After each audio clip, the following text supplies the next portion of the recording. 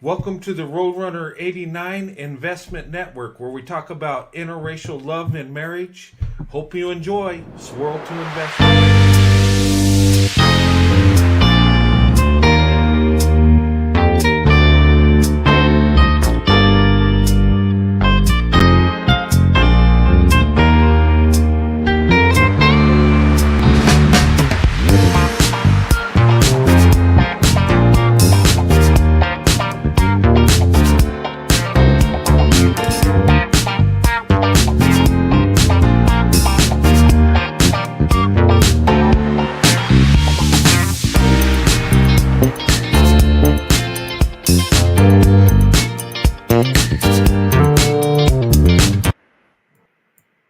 Hello, my fellow Americans. This is the Roadrunner 89, and I'm running for president in 2024 or 2028 or whenever. So get out there and vote. Remember, Roadrunner 89. And I think I could do a better job than the last president, this president, and many other ones. So get out there and vote. See you at the polls. What you threw away. I ain't saying that's everybody. I ain't saying that's everything. I'm not saying it's universal. But before you rag on them, understand the story. Some of these darker skinned black women don't get no love. Could be at a place like Harvard, Princeton, and Yale, and the brothers dating all white women. Now that's their choice if they want to do that, but look at the demonization of darkness. Look at the chocolate charm that's being overlooked. Look at it, and we got everything in the book: vanilla vitality, caramel cuteness, chocolate charm, mocha magic. We got it all, bruh. And yet we overlook that, right? Because we think that the white man's water is wetter. And skin and flesh is sweeter and sexier. So don't be mad at black women who refusing to be by themselves if they wanted to be a partner, accepted the love and devotion of a white man who saw their value beyond their skin in a way that certain black men could, or saw the beauty and value in their skin, not transcending their darkness, inhabiting it in delicious fashion. But that's another story. So the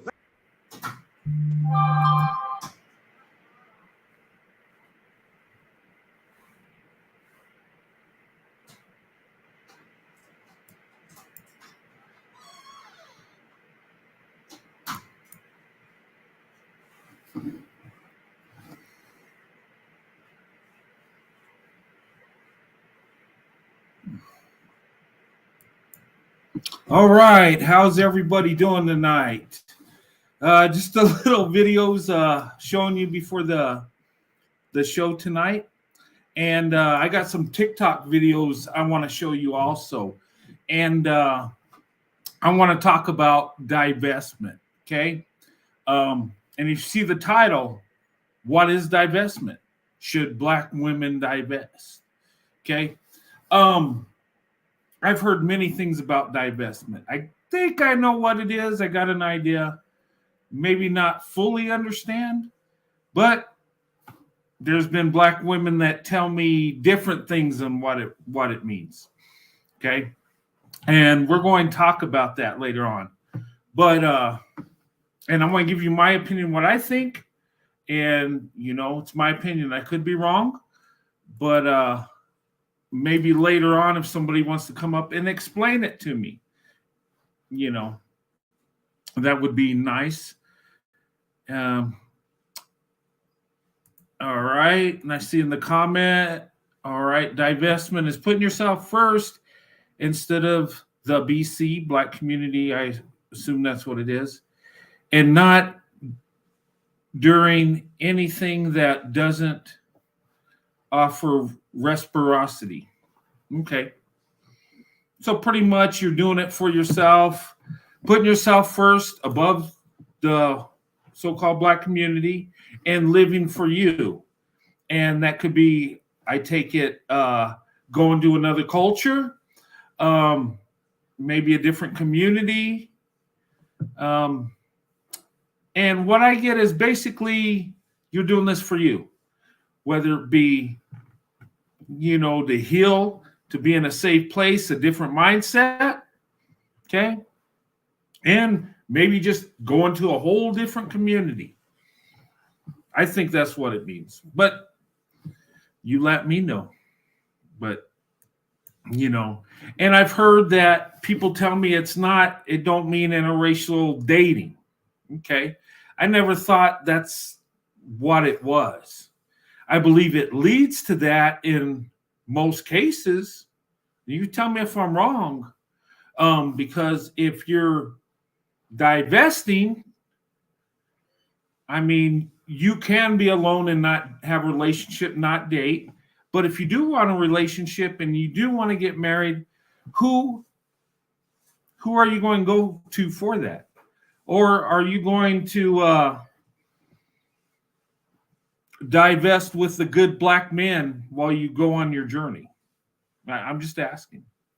I mean, I've had a black woman say that she's married to a black man but divested. And it kind of confused me. And maybe you can be that, because I have heard, I've had married black couples tell me they don't want to be, they'd much rather be in a so-called white neighborhood. They believe it's more pleasant. So I get, maybe they're divested.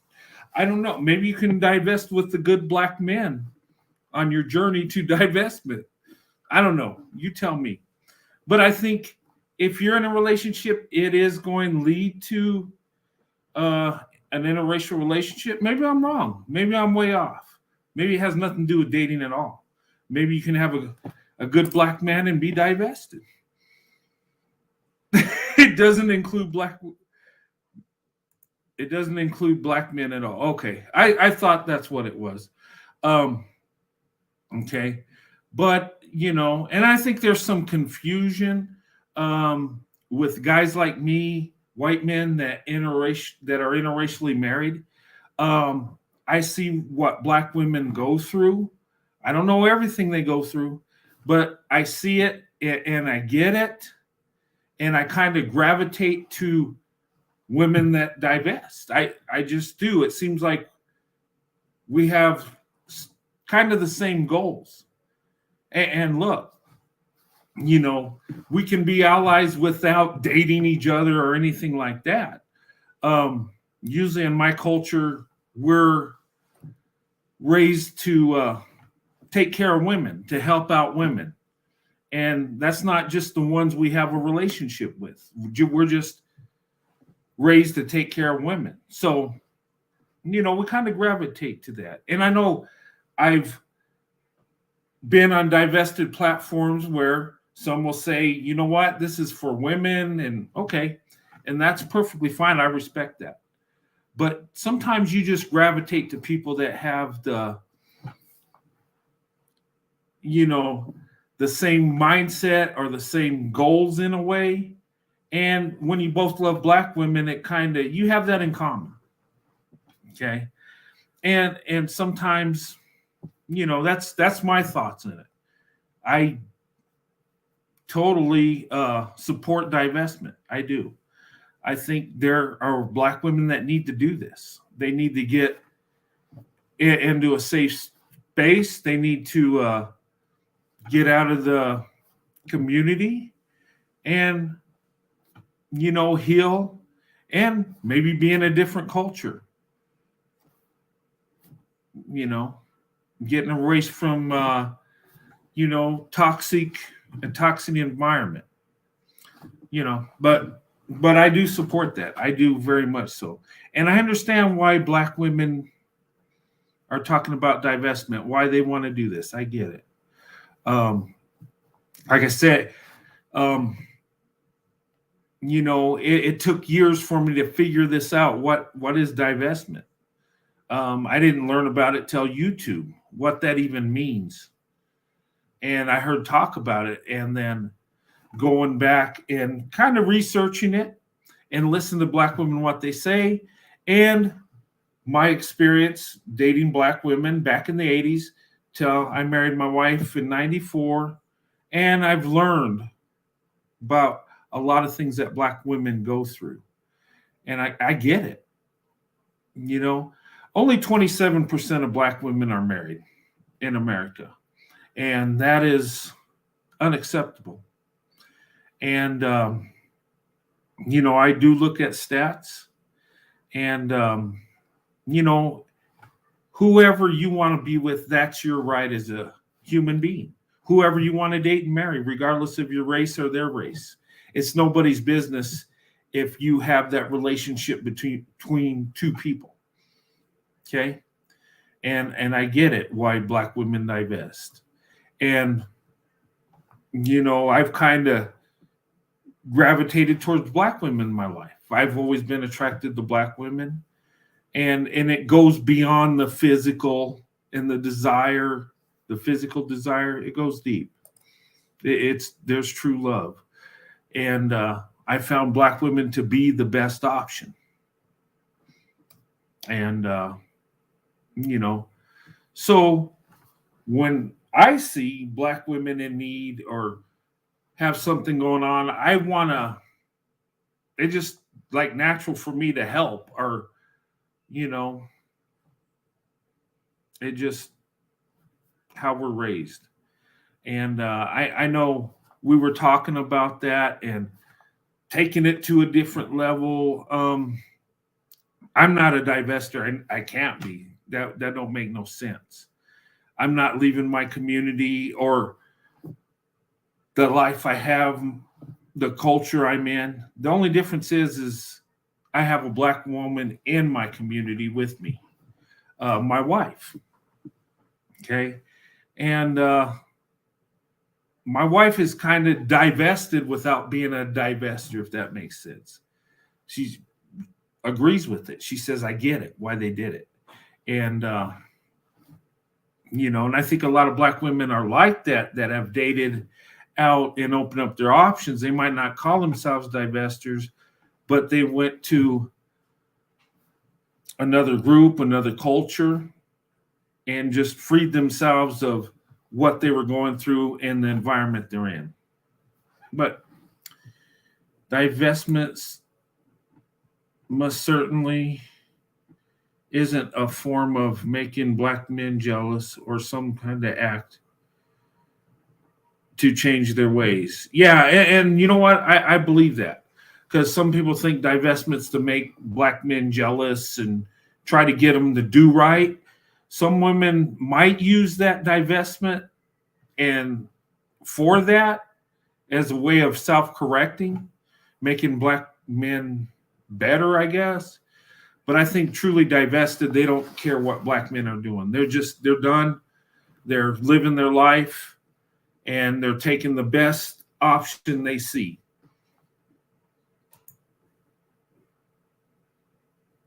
Divestment is by black women, by black women, for black women. Okay, that makes sense. And so that makes sense why some divestors just want to be around women and do their divestment thing. And some will come on and talk to me or other men like me. And I like talking to people. I like having an open dialogue. And I believe in having allies. Why not?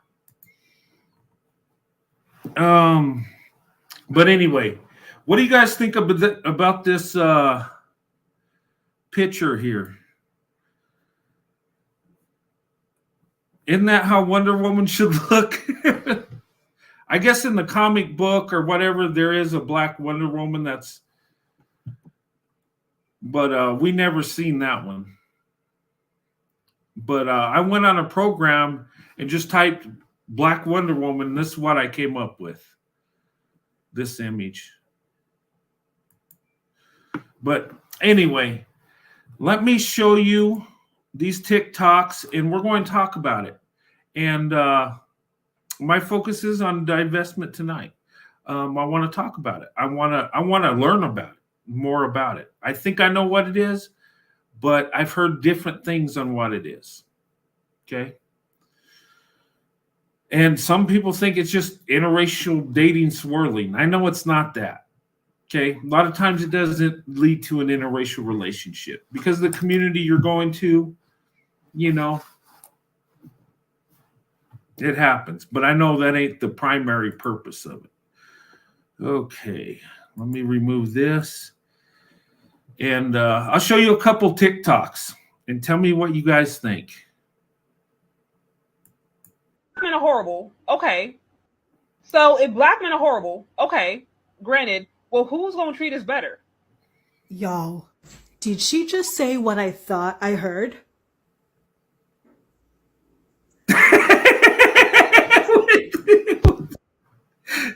Hey, let's hear that again.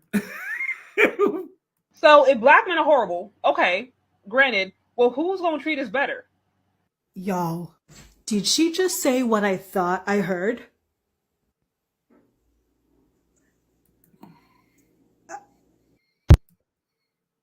That's crazy, right?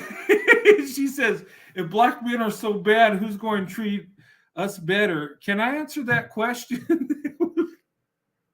I think I know who could treat you better. Ladies, what do you think? If black men are so bad, who's going to treat you better? I mean, I don't know. Let's hear what So if black men are horrible, okay, granted, well, who's going to treat us better? Y'all, did she just say what I thought I heard?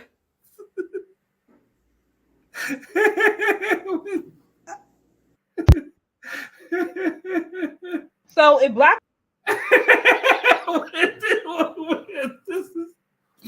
Oh my God, really?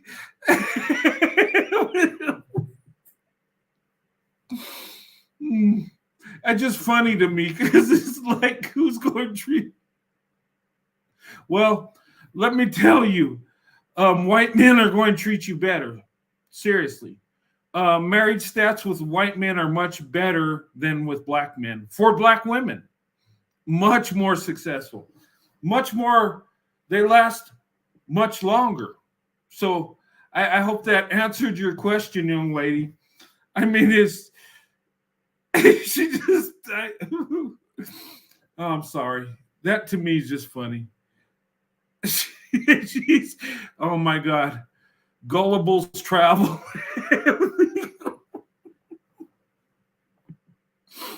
Oh, whew. She's a GP. You know what a GP is? A gullible pick me. She don't even, she's so, oh my God, so conditioned she don't even know what she's saying. Oh man.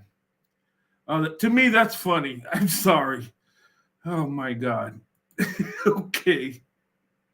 So ladies, if black men are treating you so bad, who's going to treat you better? All right. I was laughing when I saw that on TikTok. I'm like, oh my God. Okay. All right. Sorry. It just oh man. What, she made a valid point though. Hey, if black men are bad, who's going to treat you better? She got a good point. Ladies, who's going to treat you better? Okay.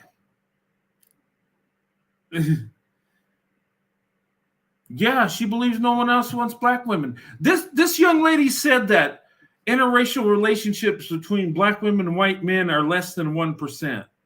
No. Black demographics said it's at 4%.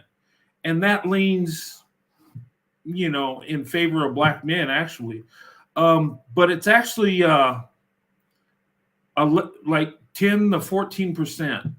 Less than 1%. That was before Loving versus Virginia. They take those very old stats during segregation and put them in there and hoping you'll believe it. But she's so full of crap. It's funny. But yeah, and she tells black women that white men don't want to marry them because one video is like, oh, because white men, they want to get their inheritance and all this stuff. Whatever. I tell you what, my mom and dad, thank God, when they met my wife, they were relieved. They were praising God. They were, they knew I was going to marry a black woman, and they were thanking God I married a good one. And so was I. I was thanking God too. But she has no black husband. Oh, really? Interesting. So she's just well, so they do say that marriage is just a piece of paper. So I guess I've heard some pick-me's and beta kings say, well, it's just a piece of paper. So I guess if they say they're married, they are. But that's funny because when the relationship goes south, the man runs off and all they get is, I don't know, $120 a month for child support, depending on how much income the man makes. Child support ain't nothing. It's a small portion of a man's income. I mean, kids are much more expensive than unless you're a millionaire, then the child support will cover it. But the everyday guy, it's not that much. Okay, I didn't know that. She is one of those black men or be alone. Yeah, and there's a lot of that. Black women do overwhelmingly marry black men. Black women do. But it's changing. I think more black women are seeing what's going on, opening up their options, and more white men are opening up to marrying black women. I think it's just at this point, black women giving us the green light, so to say. Yeah.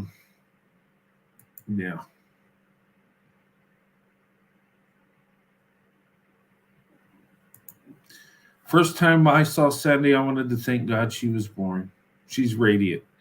Oh, that's sweet. You know what?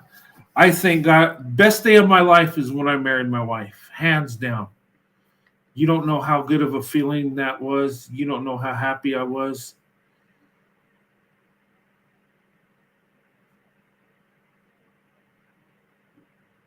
Vincent, did you get my email?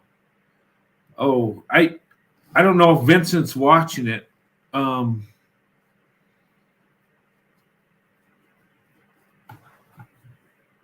Yeah, I don't know. You'd have to ask him on his channel when I think Thursday he's going to do a show. It's on my community wall when Vincent's going to do his next show, and I'm going to do my best to be there. His channel's doing nice. It's blowing up. It's going to get better. Yeah, I mean, but anyway, let me show you this other TikTok and then we'll talk. Okay. Watch this. Oh, let's talk about it. And we can't live with her. Are you blaming us? Are you saying that it's our fault that this happened? No, I'm not blaming black America women. I just said that I'm blaming the system. They are victims of the system like the black male. Well, why do you say that we are castrating you? You say that you want to be the leaders. Okay, well, what about the black professional woman?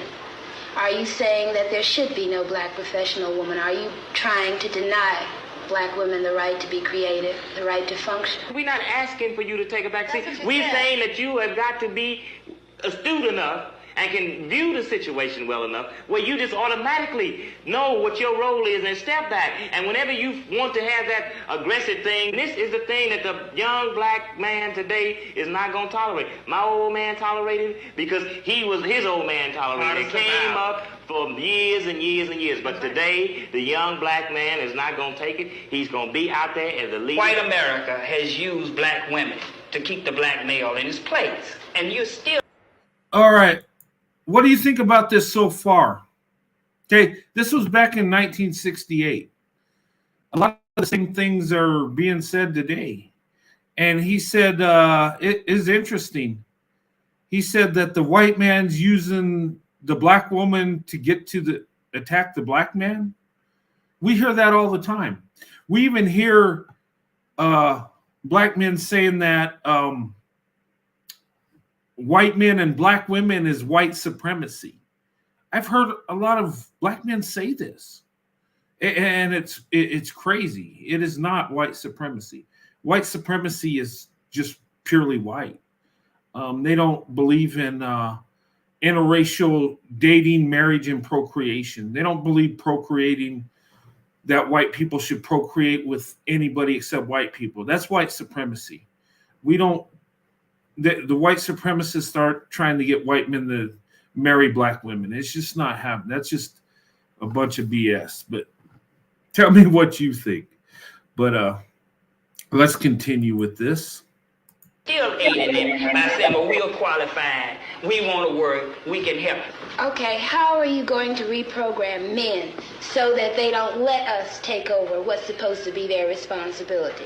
And men that I have had dealings with, they are perfectly willing to sit back and let us do anything we want to. I don't think that you have to reprogram men. I think you have to reprogram women. No! Oh, wow. You don't have to reprogram men, just the women. So it's the women's fault. And them being professional, and black women have had to go out and work. But what I'm getting is he's saying it's men are not the problem, it's women. And it's white men, attacking black men with black women. What do you think? Is he right? Or is he dusty? This was 1968. It's amazing because a lot of the stuff that's said then is being said now. You have to reprogram the man so that he will forcefully take what belongs to him, because women, as long as we can get, we're gonna get, and it's part of our being. We're going to do anything to you that you let us, whether we want to or not. You don't want to live. So you have a good point. Women are going to get what they need to get. They're going to do what they need to do. That's what I got out of it. And at this point, it's survival. He's saying men don't need reprogramming. The black community in marriage was going downhill from 68, from the 60s till now. And to be fair, all groups, marriages are going downhill, but the black community has the worst marriage rate, most single mother rate, okay? And the reason is, in my opinion, is because men don't want to take responsibility. They want to blame black women. It's their fault. We don't need program. You do. And that's problematic because men, as being leaders, if they can't self-correct and take responsibility, how do they expect it to be fixed? If you continuously blame women and it's never your fault, how can you correct yourself? How can you improve? And what she's saying, well, if you're the leaders, you got to reprogram. You got to fix yourself.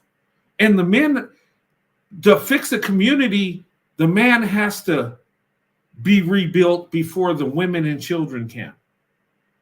Because he's naturally the leader, right? Or should be.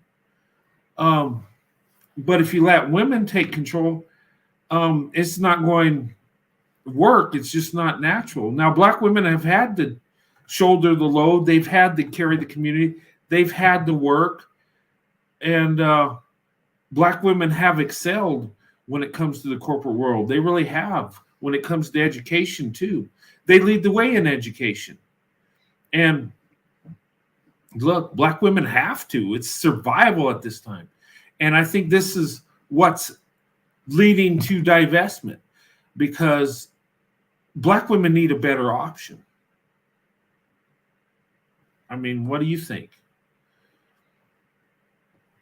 Black men tell you to choose, you should have chose better. Maybe that means opening up your options. An open option creates a bigger variety, a bigger selection. And when you don't outnumber the men, then guess what? They compete for you instead of you competing for them. Anyway, let's continue.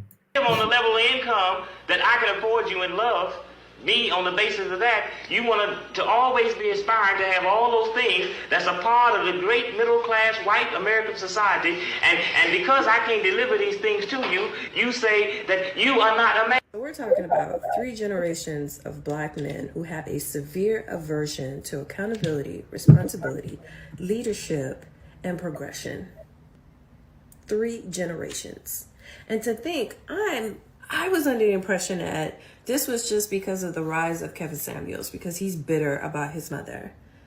This has been happening since my mother was a child in the 60s.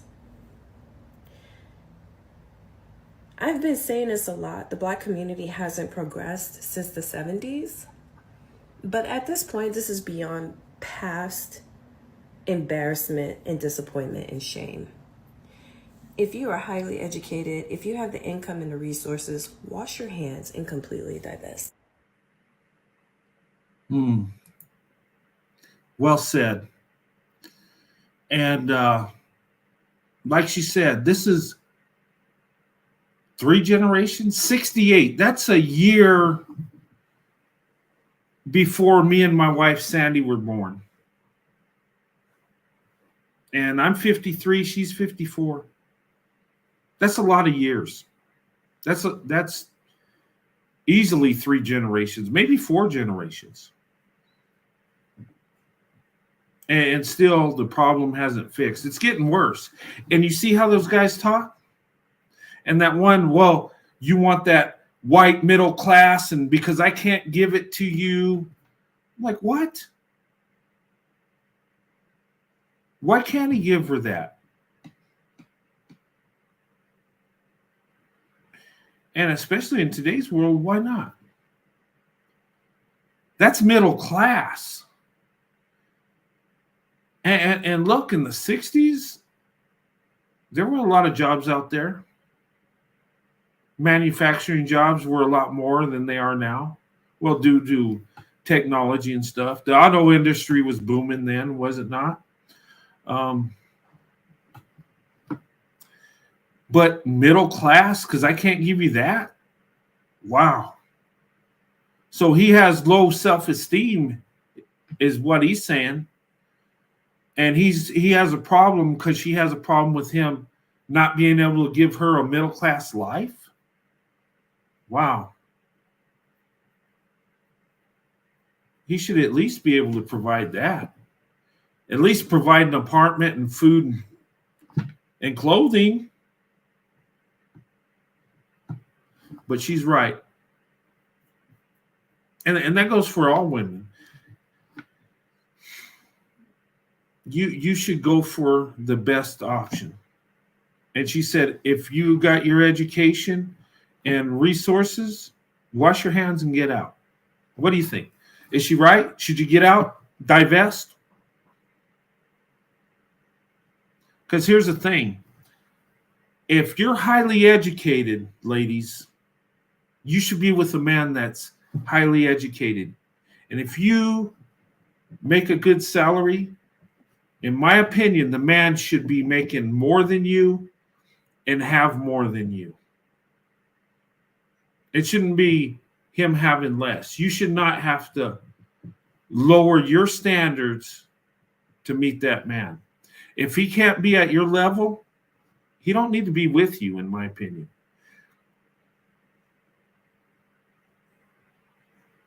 You know, and I think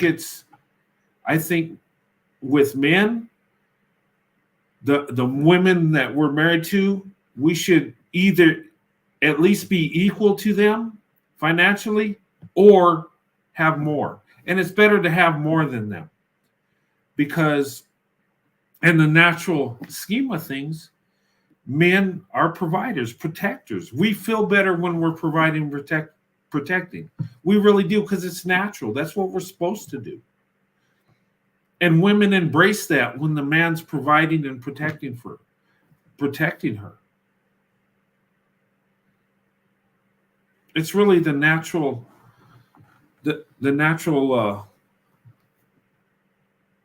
scheme of things. It really is. It's how we're designed.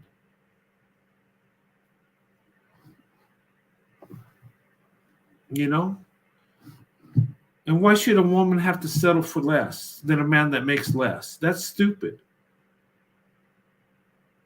And why should a woman be race loyal when the marriage rates are for black women at 27%, when black women outnumber black men? Logically, they have to open up their options naturally. And when black women are being abused and and black femicide is happening at a rapid rate, black women have no choice but to divest. Really. And with the out of birth rate the way it is, black women need to divest. If you got children, you need to divest. If you don't, you need to divest. That's my opinion. Because most black women are not married. 27% is the last stat I looked at. And I would bet when the next stat comes out, it's going to be even lower. Well, maybe I could be wrong. More women divesting, it could go up.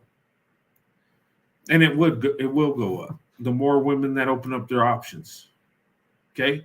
And I know divestment ain't about interracial relationships. I've been emailed this and told it's not what it's about. Okay? But if you're going to date, if you're going to marry, who are you going to do that if you're divested? You're going to take the good black man along with you on your divestment journey? Or the community you end up, the men that are there?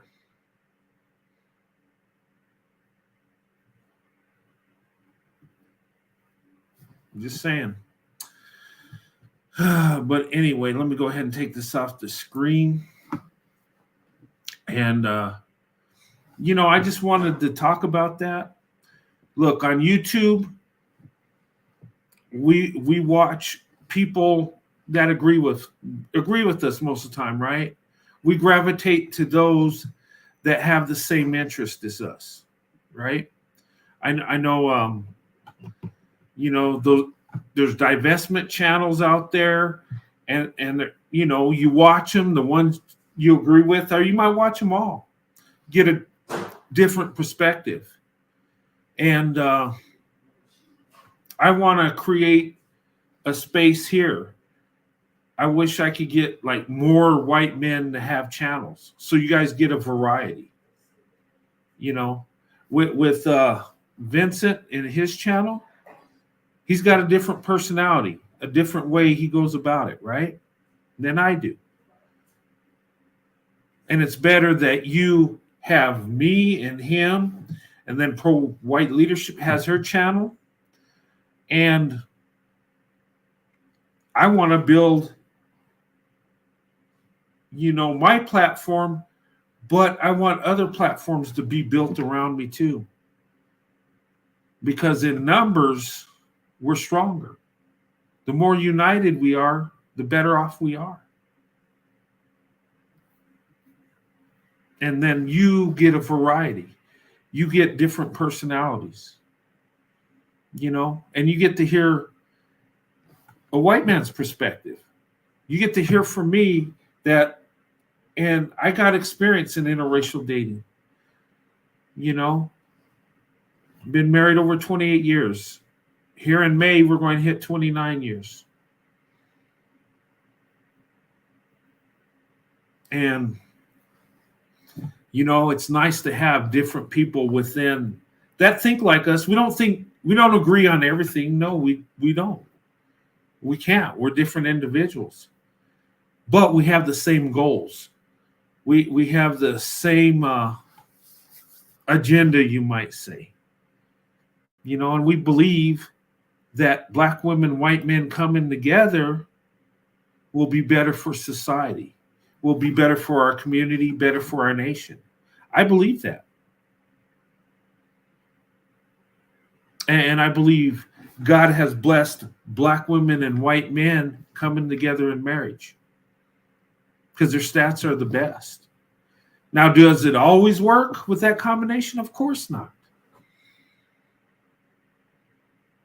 But statistically, We do much better than everybody else. And why is that? It's because we're finding love, even though we look different, even though we're from a different community. Black women, white men are so much alike, it's not even funny. They're almost on the same wavelength. They think alike. Whether you believe it or not, just look around.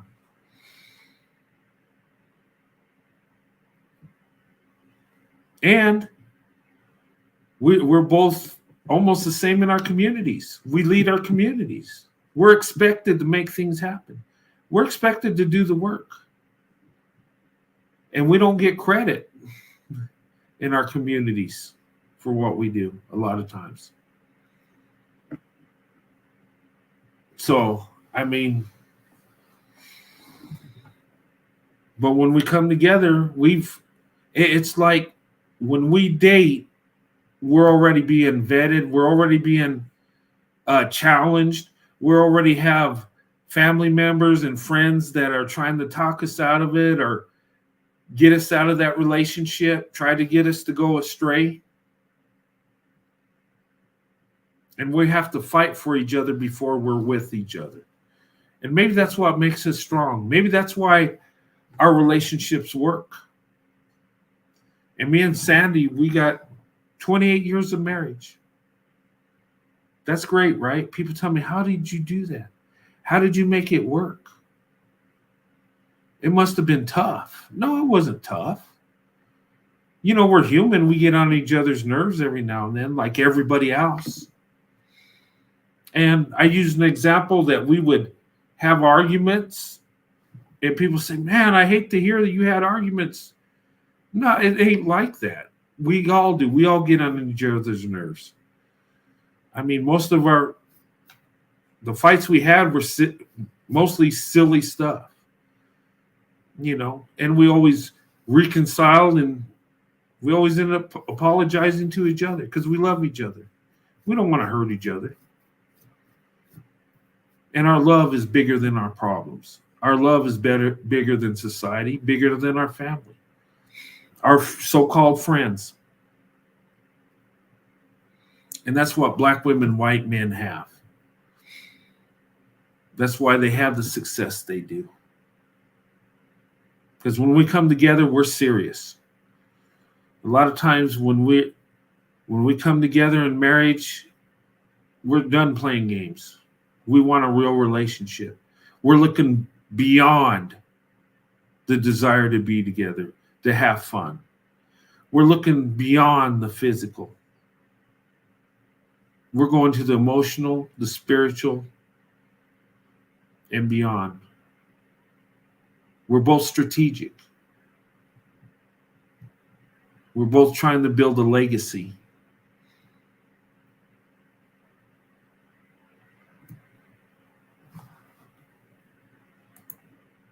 Brad is interested in us now. Yeah, Brad's always been interested. A lot of times, Brad don't think you are interested in him. He don't think he has a chance with you because of all the propaganda, all the BS that's been pushed forward. And black women, they don't think white men want anything to do with them. And plus, they think we're weird, creepy dudes that just go around fetishizing black women. That ain't true.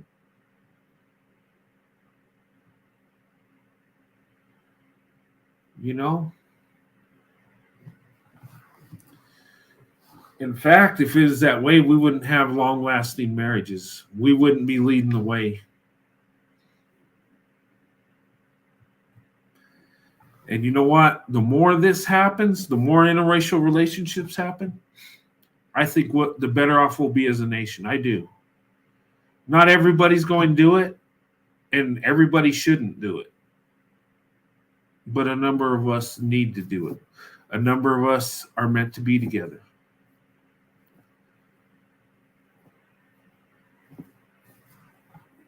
Yeah.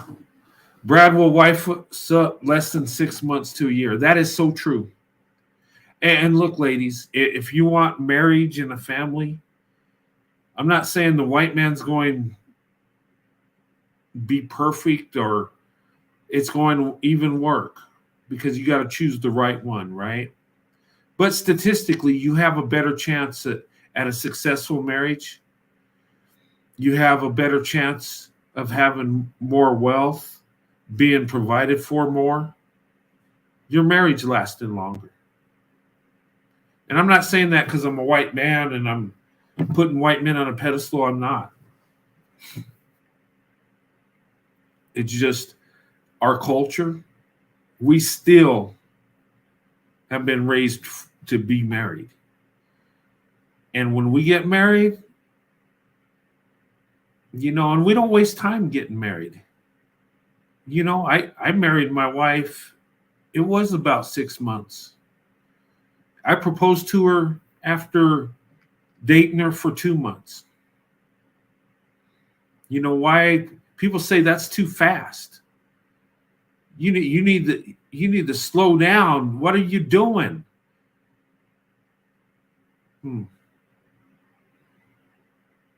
It wasn't too fast. We were in love and we both know what we wanted in life. We were on the same page. When we got married, it was easy. Let me tell you something. My father told me, he said, son, Sandy's a good woman. She'll be a good wife. And you have my blessing. But you better be there for her. You better stand up for her. Because a lot of people don't understand the special love you have. And a lot of people don't like the fact that you two are together. And I looked at my father and says, too easy. And I meant it then, and I mean it now. And it wasn't that I had pride and I was arrogant and think, oh, no, I just knew our love was true. So it is too easy. Yeah, will there be hard times? Of course. But when you have true love, it's going to work. Hey, Alexander. How's it going? Thanks for the super chat. He says, hi, Brent, in the chat. Thank you so much. But look, I know what I have in a wife. I knew it then and I know it now. And most people thought it wouldn't work. Not that they knew us, but it was because she was black and I was white. And they thought there's no way it can work. Fast forward,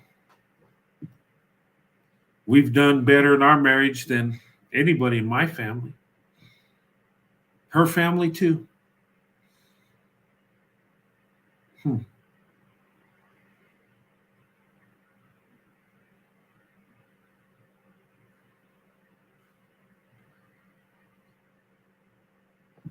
Wow, that's interesting. It's like Sandy's dad's spirit speaking through your dad. Yeah. You know what's crazy? Okay. With my wife, okay, they say that a man chooses a woman that's like his mother, right? Well, I was raised by my father. My mom was young and she went and did her thing. And I had some mother issues, right? Some mom issues. My mom wasn't around a lot, so I was heartbroken because of that. I had issues when I was little. My dad had to take care of that. But the crazy thing is my wife's like my dad. I mean, it's so weird. I mean, my dad's a neat freak, right? He has to have everything in order and, everything's got to be just perfect. And you know what? If that toothpaste, you better use all the toothpaste. You know what? My wife is the same thing. It kind of drives me crazy in a way because it's like living with with my dad in a way, because she's like that. She's organized. She's clean. And I'm clean too. I'm not saying I just let things go, but she really goes in the detail, like my father does. He's like that too. It's so weird, and but it's crazy. But you know, but I tell you what, she's also like too. She's like my first babysitter, my wife, and the way I say she's like her, I don't mean like they're like the same person, but that loving spirit is like the same. I could just feel that. And yeah, that was a young lady being nice to a little boy, and I gravitated to that. And I just felt that black women were amazing my whole life. I just, there's something about them. And I still feel that way today. From 5 to 50, still believe that. And that'll never change.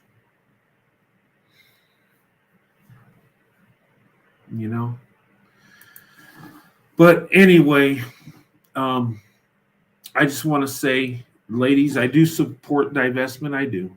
And I understand why you do it. And,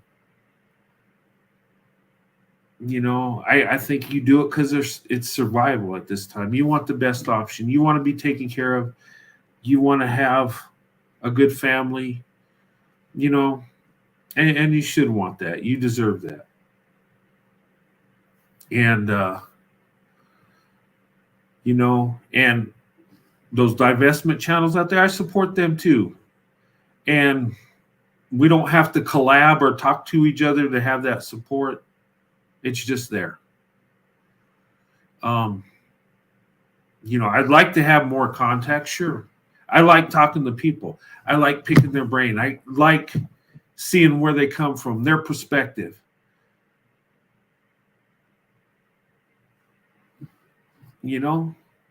That's how we learn. And more black women and white men get together and learn about each other, more are going to fall in love. There's going to be more marriages.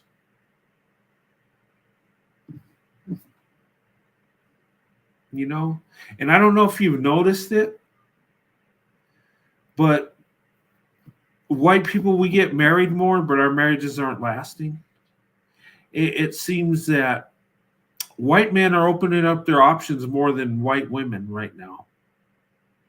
We're dating out more than white women. We're marrying out more than white women. And, a lot of white men are going for Asian women and Hispanic women. And there's quite a few going for black women now. It's like we're searching for something different. And maybe Becky's had it so good for so long that we don't feel we're appreciated by her. I mean, I don't know. I'm just guessing. Look, I only dated 2 white women in my whole life, and that didn't last. There was no intimacy there. It's been black women all the way. And people say you're weird. It sounds like you're... No, I'm not weird. That's where my heart is. That's who I love. And that's who blessed me. So, I mean, it's beautiful how it turned out. But anyway, I'm going to put the link up here. If you guys do want to come on, you can come on. I'm not going to go too long because it is 11:18 where I'm at. On the East Coast, it's 1 o'clock in the morning, 1:18 in the morning. But if you come up, let's talk about divestment. And I would love to hear, ladies, from you. Educate me on what it is. I want to learn because, look, I've heard different things. I think I know what it is, But if you're divested, tell me what it is. And if you want to, I mean, you know, I told you what I think it is. Now I've heard different things, and but I think it goes around the same area, though.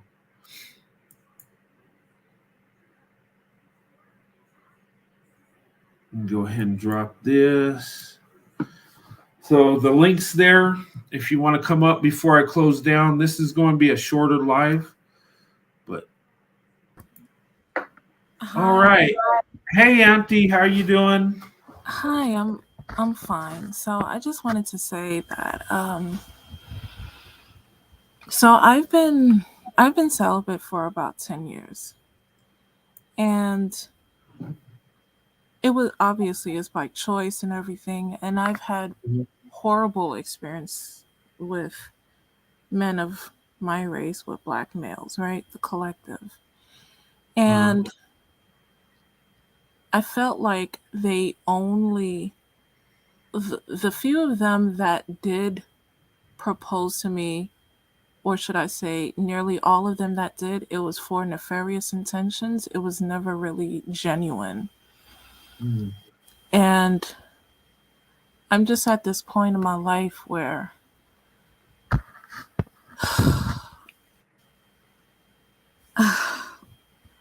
I'm just at this stage in my life where I don't want to keep making horrible mistakes, and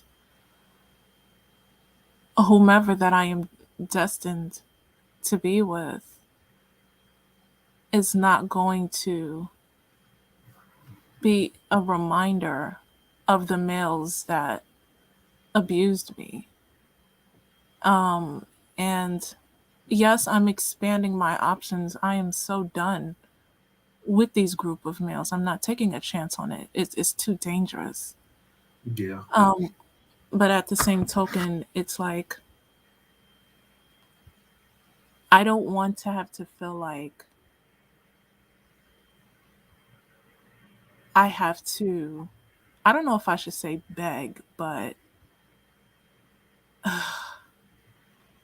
I want to step out in confidence. I want to have this confidence where it's just I am 100% ready, and I actually want to be loved.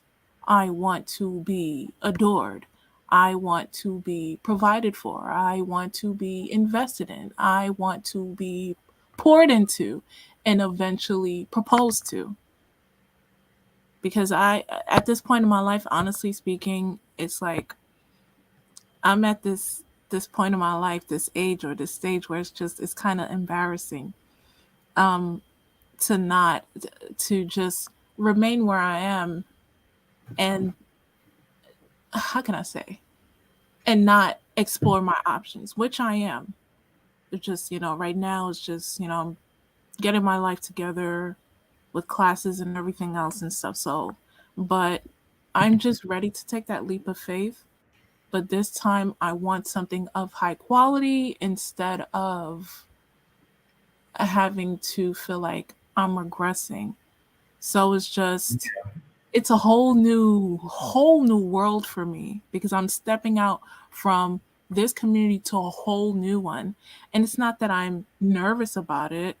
It is just I want to know what it really feels like to be loved instead of it being performative with these group of males that only claim to say that just to take from you and just to use you and just to say these little sweet nothings to you and then eventually abandon you and then try to give you like a shut up ring just to lock you in. Like I've had a lot of shut up rings in my life and all that happened to be a lot more quicker in terms of time frame than it was a lot longer. But all I'm saying is that I myself am fully ready. It's just I really want to experience being poured into. I actually because I I haven't had that in such a long time. So, yeah. No, I hear what you're saying, and you have nothing to be embarrassed about. Um, that's a courageous thing, being celibate that long and wanting the best option, and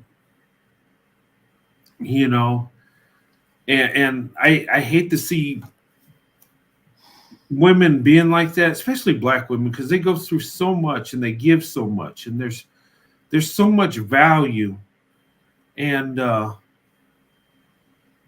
and I know your heart's genuine, and you know a good man that's there will be blessed because you want the best things in life, and you should have them.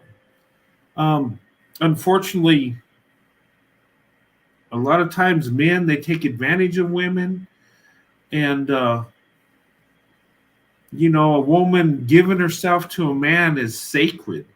That is something that should be done within marriage, um, under under God. I mean, we should not biblically we should not touch women till they're our wives.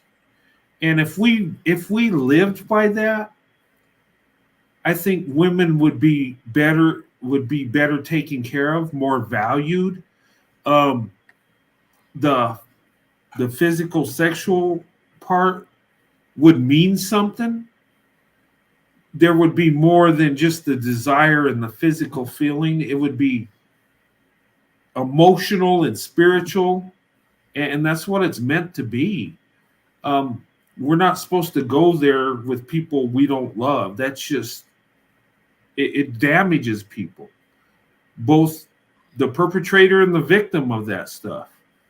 Um, Yeah. it does, and it's tearing up our society, and you know, and what you're doing is, you know, is awesome. It's courageous, and it's hard to do. It's hard to be celibate. It's hard to because us as humans, we want to feel that love, Exactly. and you know, we want someone to tell us how much they love us, and you know, and we do want that physical touch too, but you know, you want it the right way. You want it to last and mean something. And I tell black women, open up your options. Is that to say you're going to find a good white guy or Asian guy? Um,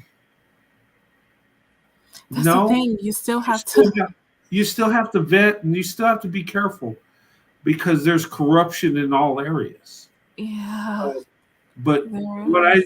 what I tell women to look at is I say, look at what's going on. Look at the statistics. Um, Look who has the better marriages, and you know you can't just. But it's like an investment, and you know if you're investing your money, it's a gamble, right?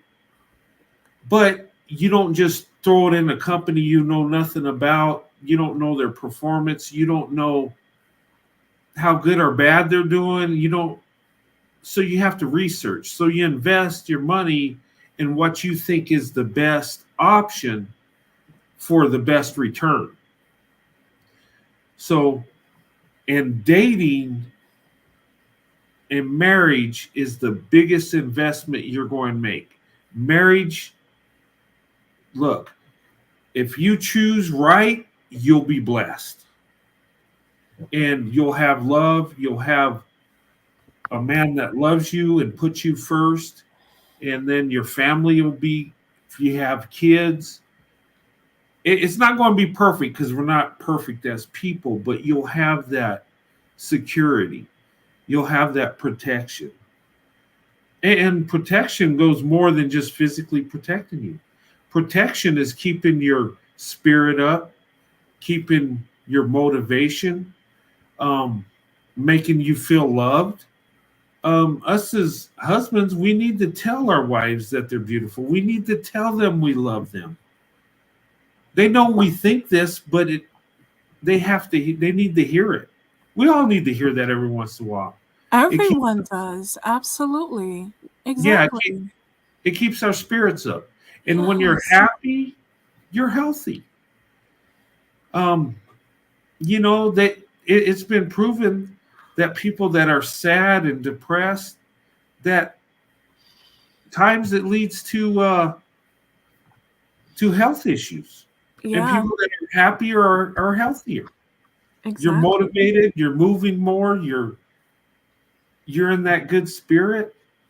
And unfortunately, we just have a lot of evil in this world. And I tell black women, you got to open up your options. 27% marriage rate is, It's embarrassing. It's yeah, embarrassing. Are you kidding me? This was never, I don't think this was like this at least half a century ago. I no, mean, it wasn't. it, oh, yeah, it wasn't, right? Oh, okay. No, but what it led to is, well, what's going on is our morals are more laxed. It used to be that way back that you didn't have sexual relations till you were married. And when you dated, it was courting. It was you got to know that person. It was like to see if you had a connection. And is she right for me? Am I right for her? When we go out on these dates, do we connect? When we talk, is it because you can kind of tell when a relationship's good and when it's not. I've been in relationships where we could talk all night. We just like to be together. It's awesome. Me and my wife have that relationship where we can talk all night. We do things together. We just we love each other, and it just our relationship flows. But I've been with women I dated where just something was off. We just couldn't connect. And you could have two great people, and it's just not there. It's nothing wrong with either one, but sometimes it just don't work. It just some people just ain't meant to be together, and they might be a good man and good woman. On paper, it looks perfect, but they don't have that connection. But anyway, I don't want to drift too much, but you Yeah. know, put yourself first, and like I said, you got to have standards. Um, and I know you do. I mean, being celibate, that's It is hard. I'm telling you, it, it is it's hard because, it like you is. said, it's something. We have that crave, that physical need that we desire. But Mhm. the thing is like for women, we won't just automatically physically give it to someone unless we are attracted emotionally and physically or what have you. But it Yeah, would be safe if there is a title, if something can materialize into a lifelong relationship, a marriage, and that would give us a reason to feel secure in being intimate.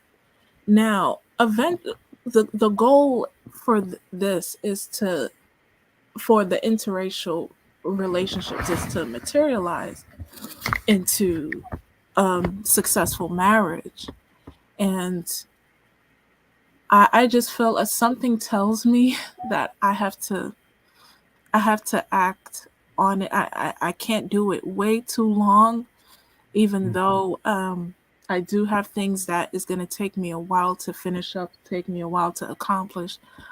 But I I want this feeling to I want it to feel like a happily ever after. Like, wow, I finally um met my prince, and I like this is Mhm. actually real. Like something like it would be a tears of joy. That's what I want to feel like, because I never had that with any of the guys that I've dated. The guys that I've dated, they don't like communication.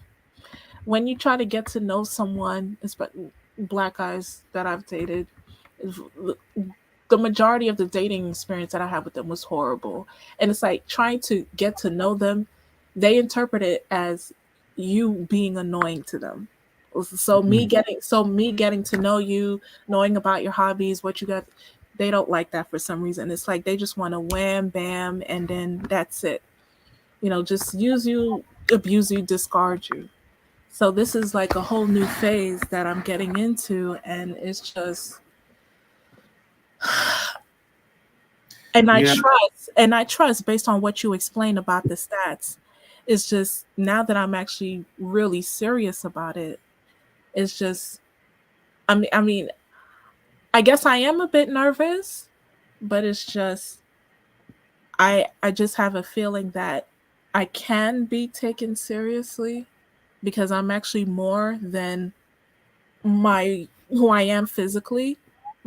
And we all know that men are visual creatures, but Yeah. it's nice to be known for your mind, your heart, your spirit, what you like, what you do, and things like that. It's nice. So, yeah. Well, you know what? Believe it or not, with us men, it's beyond the physical. It really is. I know people, they say we're visual. We are, but I'll tell you, I was back when I was before I met my wife, there was this woman I worked with, and she was beautiful. She was fine. She was everything. I had desire for her, and I was trying to date her. Finally, I went on a date with her, and and we were going to get to the physical part, and I was all in. My hormones were raging. I was young and dumb, but something happened, and it's probably something my father said before I went on that date. He said, "Son, we do not impregnate women that are not our wives." And I'm like, why did he say that to me? I'm just going on a date, right? And it was like it was meant to be said to me, because I'm like, but we got to the physical part and I stopped. And it's not because I didn't want to touch her. I did. But there was something off about her. That wasn't true love. It was just a lustful thing, and it never happened. And soon after that, I tried talking to her because, yeah, we'll go out eat. But I guess she took it as like a rejection and I know that's weird because mostly guys don't do this. It's usually the other way around. But that one time in my life, it was like, this ain't real. I just didn't feel right with her. And the attraction I had was gone just because it just wasn't there. And, there were other women I dated that weren't as attractive, but I felt good around. It felt awesome. So it's not always how they look. They can look like a supermodel, but if they don't really love you, what good is it? You know, It's oh, continue. Yeah, no, I'm just saying it just there needs to be more. And and for us guys, we want more than just a super beautiful woman. Really. And if you looked at millionaires and billionaires, their wives, a lot of their wives aren't the best looking women. Yeah. They're not ugly, but they're not super models. They're not super hot that you would think that a millionaire can have a woman that looks like that. But usually men that got that kind of money and are successful, they know, That they're about disposable. relationship. Yeah. They don't want someone, well, not all, but usually they don't want a wife that just is with them because of what they have. Mm-hmm. And that's how we feel. I mean, I'll give my wife anything she wants, but she loves me whether I'm middle class, upper class, or wealthy. Um, you know, and for me at my age and the money I make, the resources I have, if I was single, I could date young women in a heartbeat. And they'll go with me because I have resources, because I have success. And I'm not rich, but what I'm saying is I would never do that because it's not true love. It's just, and why would I want to be with someone younger than me? To me, that's stupid. But you need the connection more than just the looks. Of course, you got to be attracted to them. Don't just go with someone that's ugly, because that ain't gonna work either. Um, you got to be able to love someone on all cylinders. But us as men, we'll settle for an attractive woman that loves us beyond someone that's super attractive that don't care about us. You know. But It's you know, refreshing. It's definitely refreshing to feel loved. Yeah.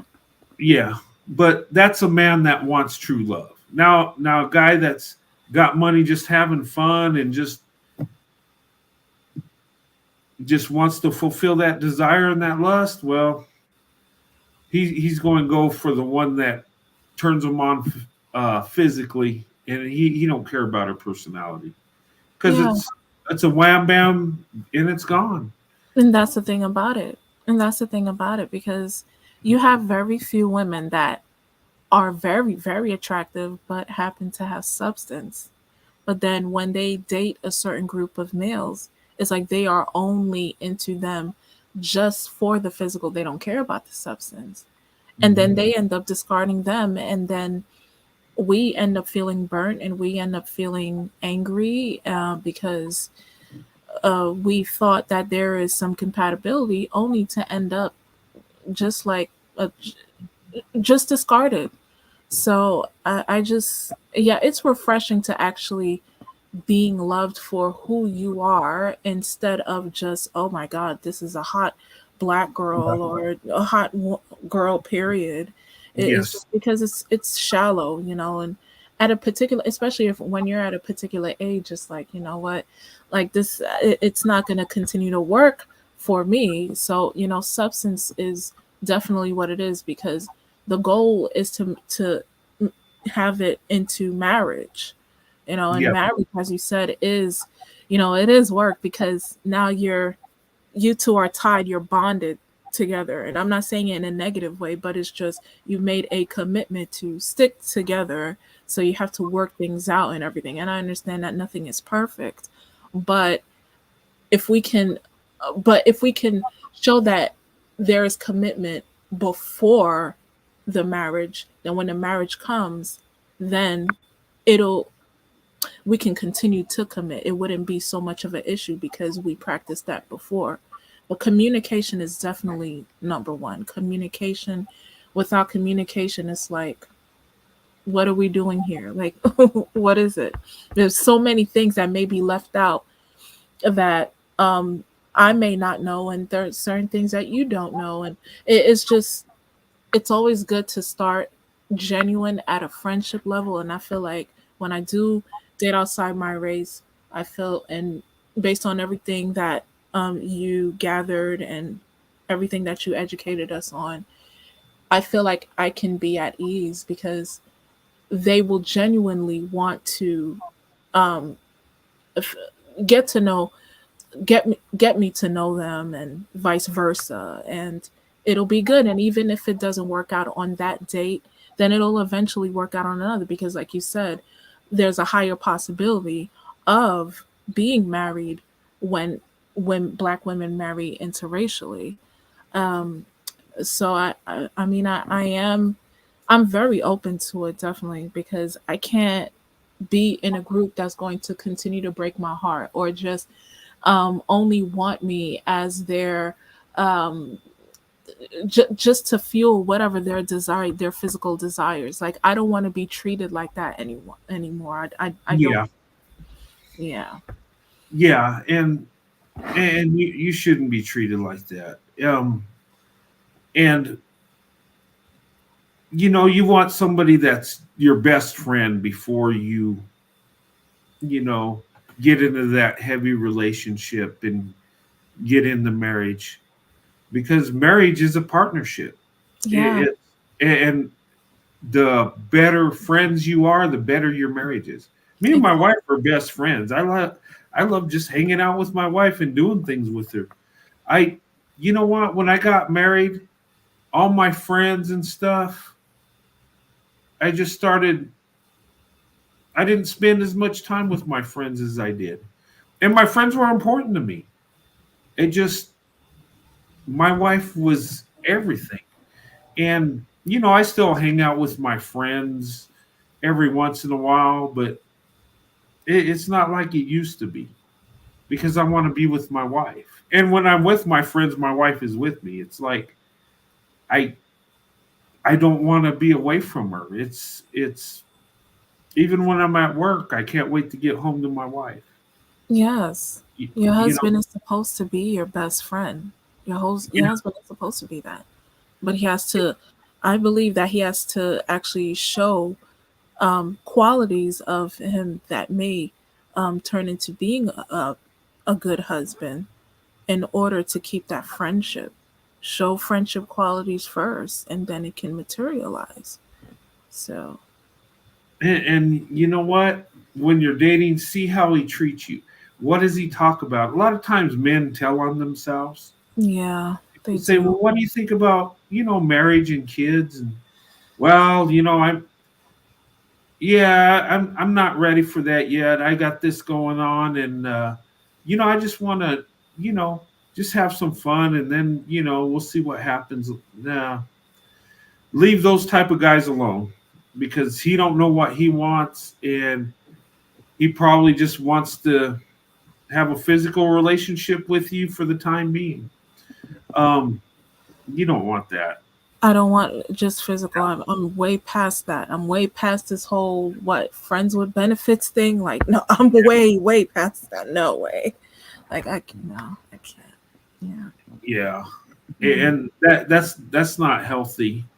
I no. mean, and I tell people, I say, I've heard guys say, well, you got to test it before you marry her. No, no, um, because if they test it, they're going to test other women.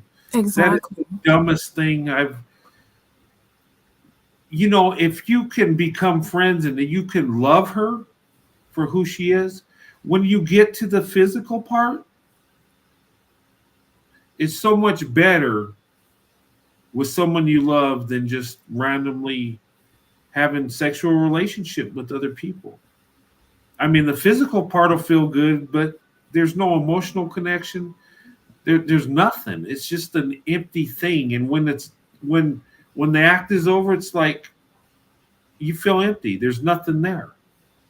You just fulfilled that lust, and now what? What do you have? Yeah. But within a marriage and with love, it's meaningful, and it's so much better. It's you know, and I tell people that. They think I'm crazy, but they don't know what real love is, though. They don't, and they'll never experience that. And when you get older, what's going to happen? There are men tonight, the club, that are in their 50s and 60s trying to pick up on a 20 or 30-year-old woman, thinking, still trying to be a player. And it's sad because they'll die alone. They won't have their wife, kids, and grandkids around them when it's time for them to leave this earth. When it's my time, I want my family around. My wife, my kids, grandkids, great grandkids, and I want to see my family grow into something, legacy. I want, you know, that's what I want. And you would think everybody would want that, but unfortunately, people want to just have fun and do it forever, I guess. Um, but you're doing the right thing, and just remember, you're the prize. You're the Yes. the Bible Yes. says it. And these guys that go around saying they're the prize, they're totally wrong.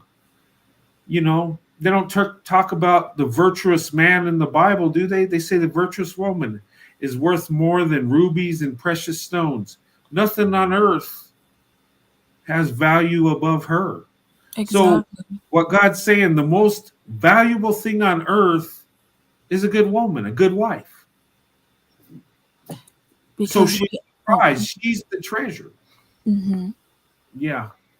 we If you want, and oh, continue. I'm sorry. You can continue. Yeah. oh, I'm just saying, you want the man that treats you like the treasure.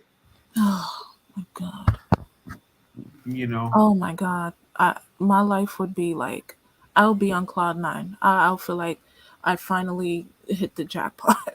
Like if that ever happened to me, ever happened, like the trajectory of this would just be like amazing for me. Like, wow, this actually happened to me. And I can actually pass this on the day I do have children. Like I can actually tell that story and that way and also give tips on how to avoid the mess that I've been through and have that happy ending like I yeah, manifested. Yeah. yeah, just go, but be strategic on it. Hmm. Go where the good men are. Um, Going to the club, that's probably not a good idea. You could find a good man you meet at the club. You can, um, but maybe on a some kind of function activity, getting to know someone. I tell people church is a good place. Some people say, well, there's corrupt people at church. Yes, there is. You got to be careful there too. But usually people are more traditional. They're looking more at family and marriage. Um, you know, um, Social activities, friendship circles. I always say that's a good thing. I tell black women, I said, get that Becky, be a friend to Becky, because if you want to interracially date, her brother is a Brad, her cousins are Brads. If you like a Brad, that's you know. And people say, well, no, I can't hang out with Becky, but okay. Well, you don't have to be her best friend forever, but it's about networking. It's about, and women talk, right? Like us guys talk. They'll tell you, well, this guy, he's don't mess with him. He's a player. He really don't commit. This guy, he's got a good job. He's got a good heart. I don't know. Uh, when we go for employment, we network, right? You know somebody that knows somebody, and you present your qualifications, what you can bring to the business or whatever, or the company.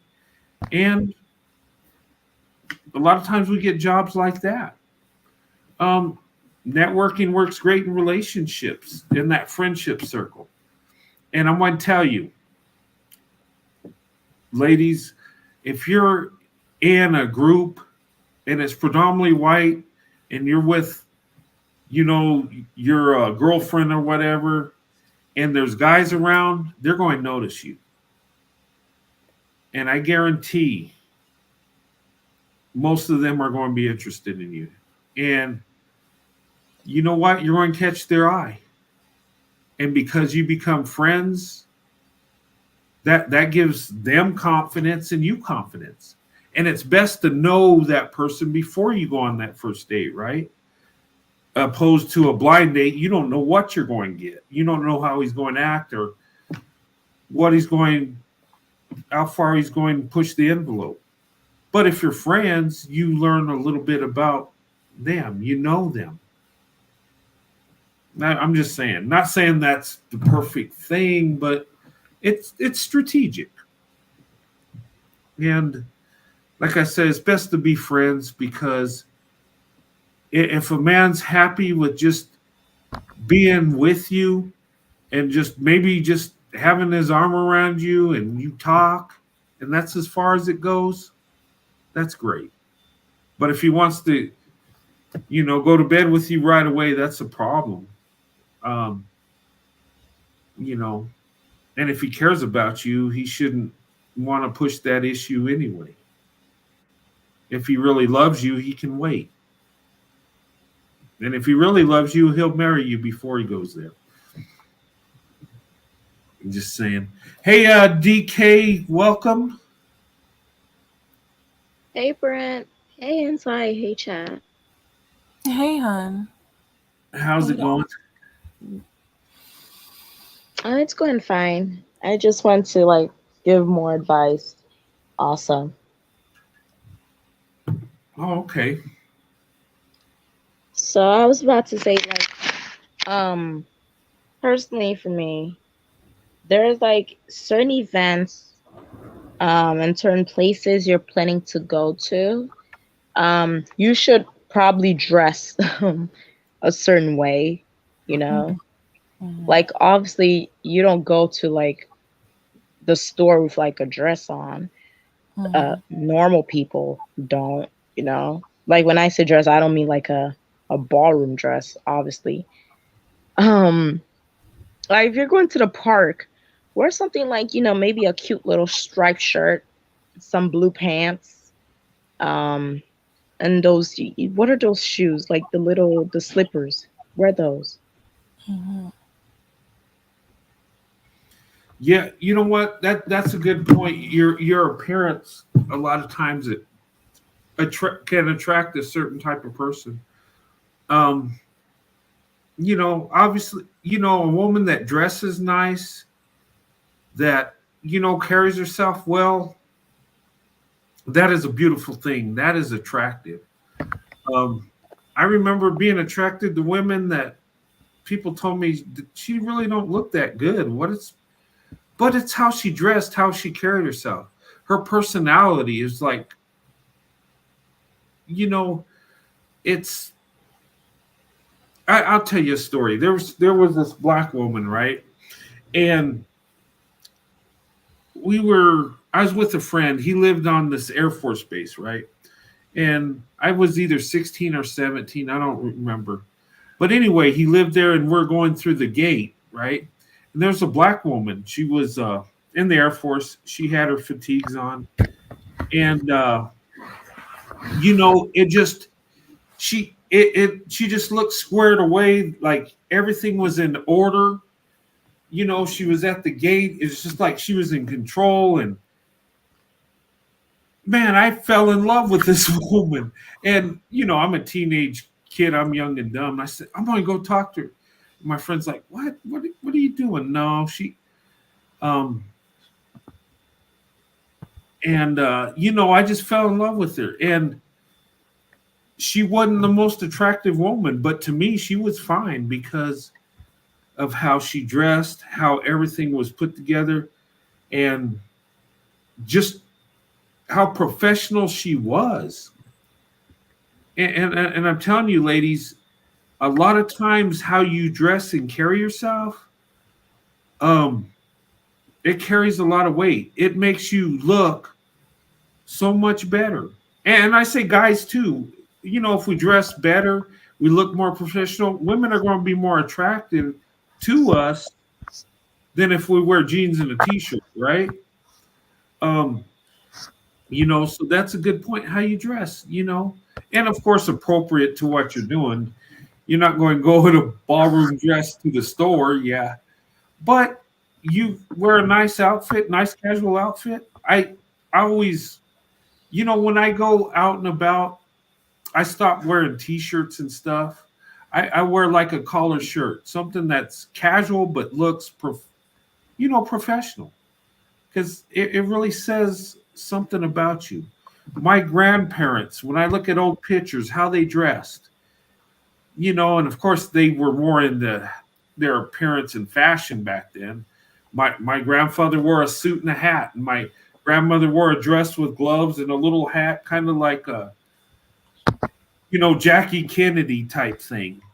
But back then, people really took pride in how they looked, how they dressed. And it, and I say to people, you don't have to go that far, but yeah, like DK was saying, how you dress, that has an impact. Um, and I tell by my experiences.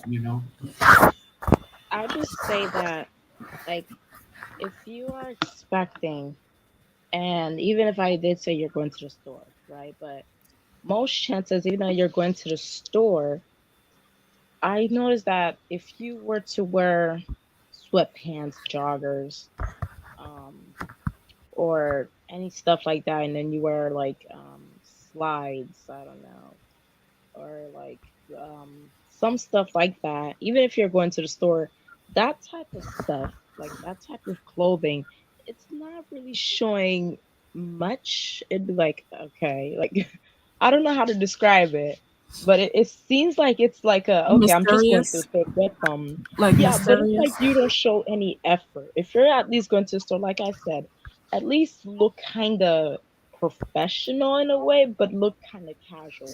Don't wear a dress. That's what I'm saying. Don't wear a suit to the store. Don't wear slides. Don't wear joggers. Wear maybe like nice jeans or like maybe um what is that shirt? The long sleeve shirts. Or maybe wear some type of like a cute little blouse with like, some casual pants on type of stuff. Make it in between. Don't look slousy or like you're lazy, but do not make it over the top. Go in between one of each. Go in between each of them, I mean. Yeah, because a lot of times how you dress is who you attract. I remember watching Pink Pill was doing a video talking to women how to present themselves when being with successful white men or whatever, how you dress, how you carry yourself, how you speak, and actually for all of us, who do we want to be with? Whether you're a man or a woman, how you dress says something about you. Now, if I want to be with a woman that's, professional and got it together, if I'm wearing a t-shirt that has a hole in it and jeans, she ain't, I probably don't have a chance, right? She's like, what's wrong with this guy? And vice versa. Usually men of a certain social status, they want a woman that's professional, that you know carries herself well. um you know and I tell women, dressing nice and professional goes a lot further than wearing tight pants or to where they could see your body. They might be, you'll catch their eye when you do that, and yeah, they'll have desire for you in that way, but it they really don't want that real relationship with women usually that dress like that. It I know that sounds bad, but really how we dress really says a lot about us. It gives a good impression or a bad impression. And don't be fooled by how someone dresses, because people can dress fine and be idiots too. But what I'm saying is, if you want to present a good image and a positive image and have that first impression, dress good, dress nice. It says a lot about you. The There only was time this. I've seen, Mhm. the only time I've seen like maybe like guys that are of a certain caliber, of a certain status and hierarchy and stuff like that. The only time I see them like maybe attract to women that's not all the time professional or like models or stuff like that. It's usually working out. And I'll tell ladies this thing, and working out, even if you're saying I'm gonna work out, yeah, obviously. But there's certain like if you're going to the gym, then certain stuff like, maybe like some shorts is good, right? Or some socks and stuff like that. Stuff like that, that's good. But if you're going on like long stuff like runs or jogs or the walks, I would say to get certain men, um, and I know it's men like, with nice cars or maybe average guys, stuff like that. You have to dress with long leggings. Like it's something weird. I've been noticing that. I noticed that usually when women, usually if you're dressing, you may not dress to appeal guys, right? But in a way, like I said, if you're like jogging with like shorts on, you're going to get the wrong attention. But even if you're wearing a sports bra with long leggings, you're not going to get that type of attention, like negative attention, because some guys will be like, she's working out. Okay, she's taking care of her body. But if you're wearing like shorts and a sports bra, many men will get the wrong intention and they will think of the wrong ideas. So ladies, this is just a hack. The next time you're thinking of like going jogging, I would say wear long leggings, to look like you're kind of not trying to make a scene and you're kind of making it classy. You're not giving the wrong idea. And long leggings can be fashionable and they could still be, classy, and you could run in them. And men, like I said, usually men of certain caliber, the only time they will only see like many a woman with like quote unquote skin showing is usually working out, and they appreciate if you're getting in shape. Just don't try to show too much skin. That's all That I was. that's a good point. And you know what? When I got serious about relationships and I was looking to get married, a woman that showed her butt and her body, I would leave her alone. And the reason is in my mindset, if I could see what she looks like,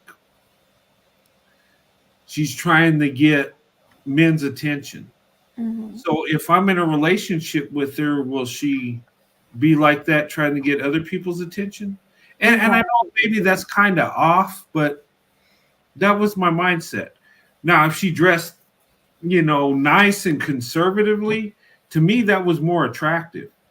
That meant, and I felt more comfortable being with her. And it's like a psychological thing.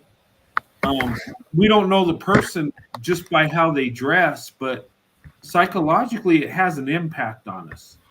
Um, Well, continue. I'm sorry. yeah, go ahead. Well, men are typically idealists.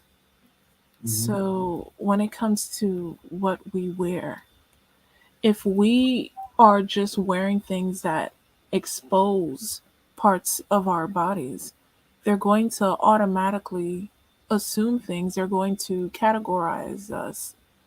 But if we leave a little, just a little to the imagination, um, they may, quality men rather, would, assuming they're single, they'll walk up to us and get to know us and see where everything goes. Yeah, I mean, you could show your shape, and I'm just, yeah, that I'm just talking like the extreme. I mean, because I know women. Look, there's women I work with that wear tight pants. You could see her whole body, what she looks like. And Mm. I mean, and guys will look, and this woman, and look, I was at work, and people see my channel at work, right? There was these black guys. They say, "Hey, come here, come here. I want to show you something." And I'm like, "What? What do you want to show me?" I'm busy, I was working. So I said, "Okay." There was this woman. She was a white woman, and she had yoga pants on, and they were so tight you could see her whole body. And they were saying, "Look, she's got a, I know you'll like this because she's got a butt like a black woman. Look at her, look." And I was like, you know what? This is why my marriage lasts and yours won't. And and the same two guys complained about how white men fetishize black women. These two dudes told me this. but yet they're lusting over a white woman that's got tight pants on. It just it blows my mind. But they had an impression on her of how she was dressed. They were lusting after her. Yeah. You know. They'll continue. Go ahead, Brent. No, I was saying, you know what? And I have the ability, I could look at her and not start getting aroused. And because I think my eyes are supposed to be on my wife. So any thoughts and desires in a sexual way goes to my wife. And, I'll see her and I say, you know what? I just walked away because I'm not going to sit there and stare because your eyes get you in trouble. And yes, a wandering eye can get you in trouble. Yes. Yes, that's why the Bible says you forsake all, meaning when it comes to your wants and desires, that belongs to your wife. And if you could keep that there where it's supposed to be, you're going to be fine. You're not going to get in trouble. These dudes, look, I know I don't know this for sure, but I'm sure they probably stepped out on their wives just the way they were acting. And I could be wrong. Maybe they're just goofing off, but you can see it in their eyes. They're lusting after her. Like, oh my God. But they had to show me that because she had a big butt and they were all into that, And knowing my wife's black, they said, well, she's got a butt like a black woman. Look, look, look. I'm just like, wow. But, and this is what a marriage is putting your wife, above everybody and having your eyes on your wife. Your wants, your desires, all that stuff, that belongs to your wife. And all her wants and desires belongs to me. That's a marriage. And that's what forsaking all means. You forsake all women when you have a wife. Does that mean you're not friends with them? No, you can be friends with them. I have friends that are women, but I do not hang around women by myself. It's usually either my wife's there or it's a employee function, a corporate function where we all get together and just, have like a Christmas party, or we just, do things in a group. But and you want a man like that. That's one that can do that can just have his eyes, his wants, his desires, his heart on you alone. And unfortunately, we don't take marriage serious like we should.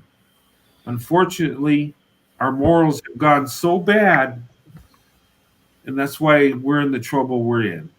Heck, we're not stepping out as much because we're not marrying as much. We just let it all go. We just have sex, have kids, and don't even get married, and just and the troubling thing about that is we starting to accept that as a norm. And something's got to be done to change that. Continue. I'm sorry. Yeah. No, and I was saying, and I believe interracial marriage will help. It won't totally fix it, but I think it'll make it better. And I think black women, white men, I think we're more successful because we can forsake others for each other. I think we do that better than most groups of people. It's not saying that black women and white men won't step out. I mean, there will be those that do that. But I think in the collective, we're better at being loyal. We're better at loving each other. We're better at marriage and family. And I will say this, and you could tell me if I'm wrong. I think white men, we have an ability to express ourselves, and maybe it's a cultural thing more so than black men. And black women have told me this, and I could tell black women, look, I could go on my show and express how much I love black women, right? And all the blessings I've had. And when I express my love, it's a different love than my wife, of course. The love I have is, you know, how loyal they are, how they carry themselves, the sweet spirit they have. That's the love I have, the friendships that I've had with black women. And I have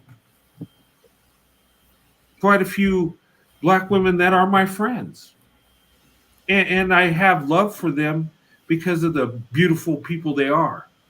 There's no desire for them in that way except the friendship. Um, but I can say that. I can express it. I tell my wife I love her all the time. I do this because I want to do it. It just seems natural for me to do this. And I think a lot of times black men don't do this. Am I wrong? I know there's probably some that can do it, but I don't see it. And I see more white men expressing their love for black women than black men. And to me, that's a problem too, because you've got to, in a relationship as a man, you got to go in with those emotions. You got to show that you love her. Love is an emotion. Yes. And you got to tell her she's beautiful. Yeah. And you know what, guys? There's nothing wrong with having a tear come down once in a blue moon because you tell your wife you love her. I mean, that's not unmanly. That's not weak. A strong man can show his emotions and be comfortable in it. The weak man can't. He just puts on a front and he's got to be a tough guy all the time. And when Yeah, the macho persona being devoid of emotion is just, oh God, no. It's you have to be transparent. And this is this is the issue, the lack of transparency, the lack of communication, just that essence of it is just, how do you expect that to transcend into something if there's no real base? There has to be a foundation. It had to start from somewhere, and then it can happily turn into something. And there's a huge lack of that. Because we are only treated as an object instead of who we really are. It's nice to have a partner as our best friend, not just a friend, but a best friend. A best friend where, yes, you can tell your secrets too, but can also invest their time in providing solutions and helping you get through the storm. An accountability partner. That'll be beautiful, right? So, it would be nice. I hope I'm not asking for a million things, but dating interracially, it would be like, this is what I would want. And I don't think that I am asking for too much. I am deserving of that, because women, we are wired differently. We want to be loved. We want to be Yes. poured into, and we deserve that, and I used to be shamed for it.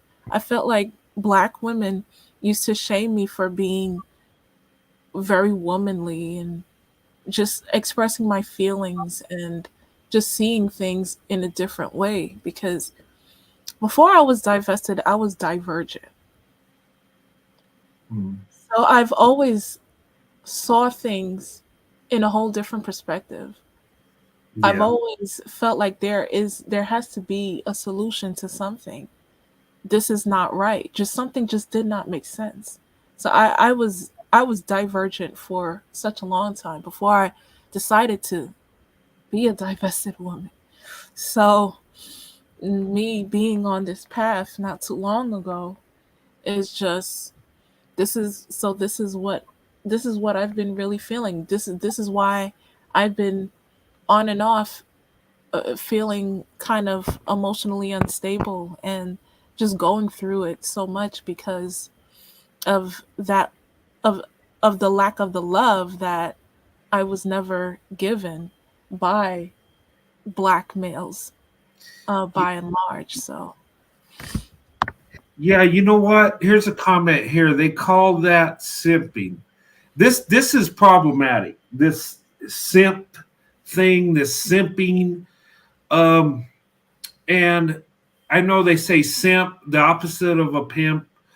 That is so dumb. Look,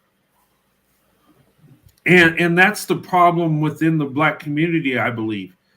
A man that's showing affection, providing for the woman he's with, you know, providing for her, calling it simping, like somehow it's a weakness. It's not a weakness. It's not a weakness to provide for your wife. It's not a weakness to go on a date with a woman and pay the bill. And it's not a weakness to give her a gift. Look, when I was dating my wife, these dudes would say, this is a simp or whatever. When I was dating my wife, I paid for the meal. I paid for everything. And in fact, I was buying her gifts when we were dating. Look, and then the minute I asked my wife to marry me and she said yes, I paid the rent in her apartment in full. I provided for her. And she wasn't even my wife yet. They would say, oh, that's simping. And you know what? She could have, took that and just kicked me to the curb. And that's okay because, I would be hurt, of course, devastated. But you know what? Money is just a tool. And the thing of it is, if you really love someone, you're going to provide for them. You're not going to think about, okay, how much money did I give her? What am I getting from her? In my opinion, being a simp is simply doing what God commands us to do as men. That means providing for women. That means showing a little affection to women, telling them you love them. You know what? And here's the thing. And I hate when people go on, hey, stay away from those women that have kids. Don't date them. Don't have because that's, simps do that. Simps get with women that have kids, really. Is it the simps that are impregnating these women and leaving them by themselves to fend for themselves? Mm-hmm. Is that also a simp? Or is that a pimp? A player and a pimp. How about being a husband and father? Oh, they could take that simp word and shove it, turn it sideways and stick it straight up their candy ass. Because you know what? If you're not providing for the women in your community, you're worse than an infidel. You're a piece of garbage. And calling a man a simp because he's trying to do right by a woman, you are a piece of garbage. I mean, straight up. This is stupid. Sorry. Us as men, we make more money than women. We have more strength than women to where we can do physical labor. And look, and why are we designed that way to take care of women? Women are not here to take care of us. Exactly. We're here to take care of them. Oh, God. And it's weird. I've never heard a white, I never heard a white guy ever say the word simping. And my era is mostly white guys and women.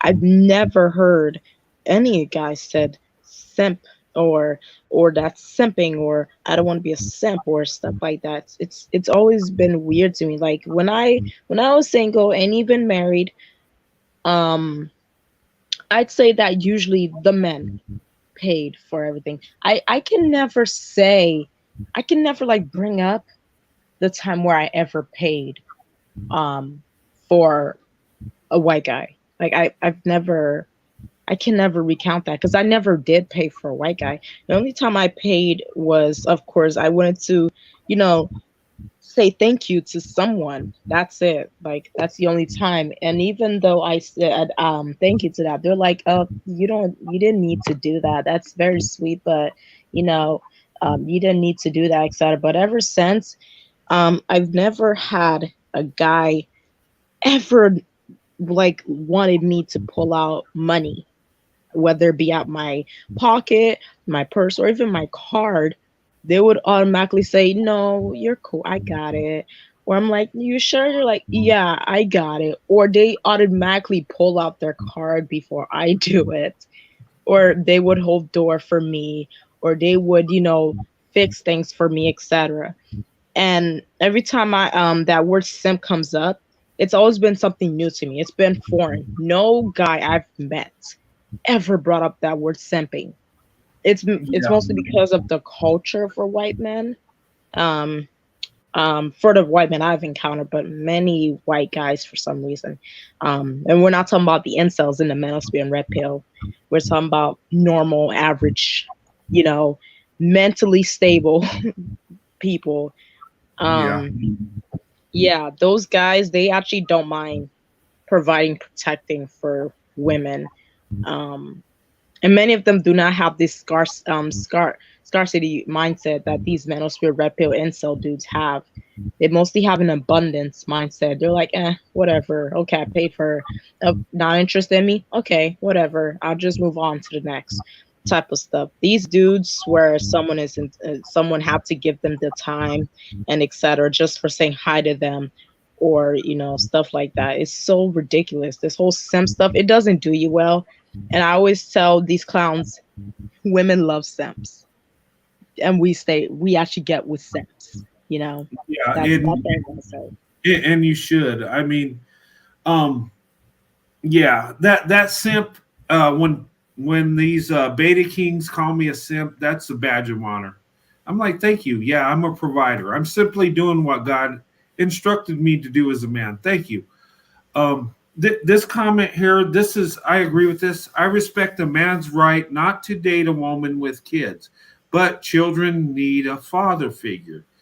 Men who do step up to be fathers are sexy. Okay, here's the thing. There is nothing wrong with being with a woman that's got children. I look, if my wife would have had a child or kids, I would have still married her. Okay, that to me, I don't look at it as a bad thing. Children need fathers, and us as men, some men are going to have to marry women that have children. Now, it's your right; you don't have to marry her if she's got children. But then again, it's a woman's right not to marry you or have anything to do with you as a man if you have children with other women. This goes both ways. Okay. So, and I don't see men being shamed because they have children with different women. I haven't heard women attack men for that. Have you guys? Maybe I'm just not catching it, but I see men attacking black women for having children. But I don't ever see them attacking black men for having children. Brent, women do. It's just that men somehow try to turn it around, be like, it's different when men do it. Biologically, men want to spread the seed, so it's something normal for us. Women supposed to be pure. But yeah, yeah, when we do it, they want to come up with that BS. It's okay for them to have many kids, but not for women. Yeah, that goes both ways. And you know what? I respect men that marry the woman they love and take on the children. That to me is a blessing. Children, they need fathers. Look, even if it's not your biological father, children are better with both parents. I mean, honestly. So if a man marries a woman and she has children, I have respect for that guy. I do. a lot of respect. And look, I know some men that have married black women that have children, black kids, and they love them like their own. They provide for them, and you know, I had a friend. I was in the army. He married a black woman that had 2 kids. They were black children. They called him daddy because that's the dad they knew. I don't think that's a bad thing. And I've had black men put in comments how it'd be a shame for a black boy to call a white man dad. I don't think there's anything wrong with that at all. I think that's just a man that loves the woman he's with and taking care of the children, even though they're not his biological kids. That is a real man. And look, if we all have that mindset, our country could heal. We can have men come in and be fathers to these children that don't have, that their biological father left and bounced out on their mom. And there are so many black women that are single mothers that they have been duped, and you know, they trusted in the man and he left her alone. And these are good women that would make great wives, that would love you with everything. So she has a kid. Really? I mean, where is our morals? Where is us as men stepping up? Because we have no problem laying down with women all the time, but can we take responsibility after we lay down with her? I'm just saying. But I hate men that say, "Oh, he's a simp because he's with this woman that's got children." What? You don't have to do it, but he decided to be with her and she's got children and he's okay with it. Instead of degrading him, instead of going in on this man, why don't you show love and respect for him? Because he's taking responsibility that the man that laid down with her did not do. And he's also saving our government money, our tax dollars, because he's stepping in too.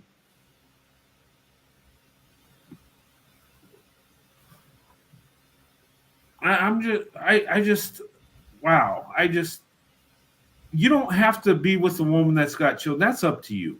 But do not shame men that do it.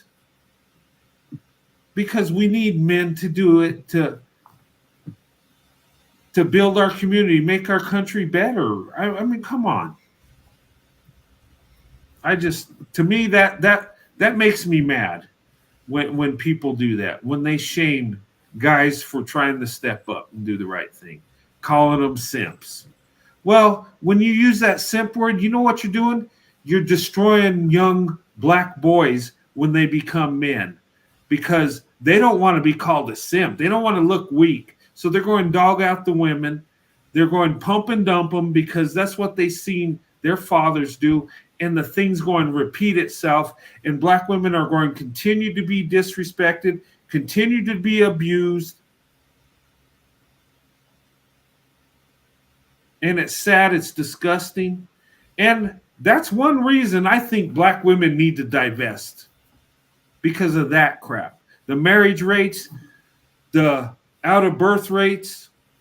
And you can't tell me women choose to be single mothers. That's the biggest bunch of crap ever. 90% of women want to be married that have children. They want a man in their life that's going to provide. They don't want to be single mothers. That's not something black women choose. It's something they're tricked into. It's something they're manipulated into being. And this problem will never correct itself because most of the men in the black community just sit there and blame black women or white supremacy. They never take accountability. And I'm not saying all, but quite a few. I mean, okay, that's where the criticism I'd say for black women is. To a point of extent, I would agree with these guys that black women do choose to be single mothers because, hear me out. Black women are so they're full of vain. They have this thing of black kids, black. They're so vain. They would sacrifice everything. A guy can outright say, "Hey, I don't think I will be there for the kid. Hey, I don't want to be there for the kid. Hey, I don't want to be with you, and I don't want this kid." And they could give black women so many warnings, and they could tell you, "No, thank you." But black women, as a collective, the collective of them, they still have this image to be, "Oh no, I want black babies, and la la la, I could do it all by myself." And they're so vain with this mindset of trying to have black babies, etc. And it's always black this, black this, black this, black this. I want chocolate babies. I want babies that look like me. La la la la la. Black women do not think about the outcome, the situation that you're in. Some like, hey, can I actually afford being a mother by myself? Or hey, what are the stats on, kids raised by a single parent most of the time compared to two? What are the outcomes of them and their success rates, etc.? They don't think that. They just think, I just want a black baby because it looks like me. That's all that is, nothing else. So that's where I have to say these guys are kind of right, but I think in their context they're basically saying, well, it's your fault that somehow I put my fluids inside of you and you somehow birthed this baby on your own.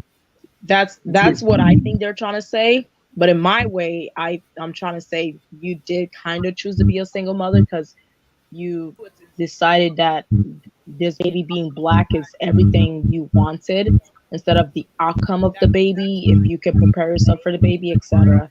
So yeah. I could see where that could be, and maybe some women feel they're not ever going to get married, so they choose to have a child with a man that they're close to. I could see where that would fall in. I think women get caught up in that, like, well, he won't marry me, but he's with me, he's here, and we have children. But yeah, but I don't think black women really want that. I think they kind of settle for that, in my opinion. Now, I can't read minds, but black women I've talked to that are single mothers, they said they didn't really choose that. The relationship went wrong. They thought it would be more than what it was. They thought that they were going to get married eventually, and it just didn't happen. And I blame the men because the men, chase the women, they initiate it, they manipulate the women, and the women come in on the losing end on this because they're stuck with the children. They don't get much child support. I mean, it's a portion, and then they have to go on government assistance to make ends meet. And it's why shouldn't? And I'm sorry, I would really love you, black women, but I'm just very critical on you guys. Why wouldn't this be also? I'm not gonna blame, but I will say they play a part into this. Why shouldn't black women and why don't black women play a part into this? Because they're having this ideology of, oh, they're not gonna marry me anyways, etc. It's because black women, like, they warp themselves into wanting less. And I get it's because black men are lower and they don't provide and protect and they don't marry. But it's probably also because black women do not open up their option. Black women only limit themselves to one group of men. So they have to tell themselves that whatever these guys say is the rules and it's not fair.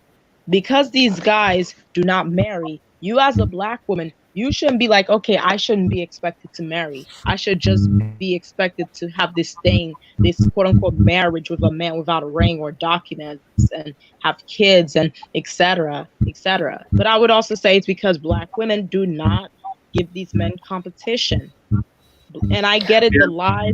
I want to agree with you, though.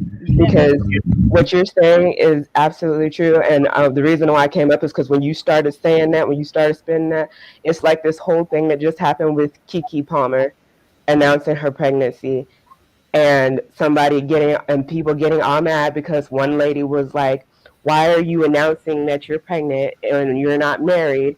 And then because they get validation, like, not they, we get validation from other Black women because some of us are hard-headed. We get validation of, oh yes, and I admit it, I went over there to say nice things to her too because I don't want to be perceived as hating Black children. But she, as a high-profile, high-seen Black woman who just announced that she was pregnant and unmarried, and then while that in itself is usually not a bad thing, just a few weeks later, we had the whole Tyree Nichols thing happen, and guess who they blame? Single Black mothers. So it's like a correlation of you're sitting over here proud, loud, and happy that you're a single mother and announcing it to everybody, and then you have all this pushback when somebody calls you out on it and tells you, hey, don't come up here, saying that to everybody because white women don't do this, Asian women don't do this, and then you get the freaking women that are like, well, she can be a proud mother, she can do this, she's successful, da da da da da. But then later on, whenever they want to turn it around and try and blame Black women for anything and everything because of the whole single motherhood rate, then what do you have to say about it? I thought you was just so proud to be loud and wrong. So I totally get what you're saying. That is absolutely correct. And the thing about Kiki is that I was also one of those Black women who were attacked by a huge mob of Black women and even, of course, Black men. I'm not surprised. But they were literally getting at me because I'm like, really? Is this how low we gotten to literally celebrating women who get pregnant by their boyfriends and not security of marriage? And many Black women be like, not everyone wants marriage, or they'd be like, why does it have to be marriage, etc. And Kiki, I could give Kiki a benefit of doubt because Kiki is a celebrity. She's not the average Black woman. Even if that man leave her, she have money. She can take care of that kid by herself. But the average everyday Black woman cannot afford to take care of a child by herself. And before anyone say, well, I raised my son to be good for you.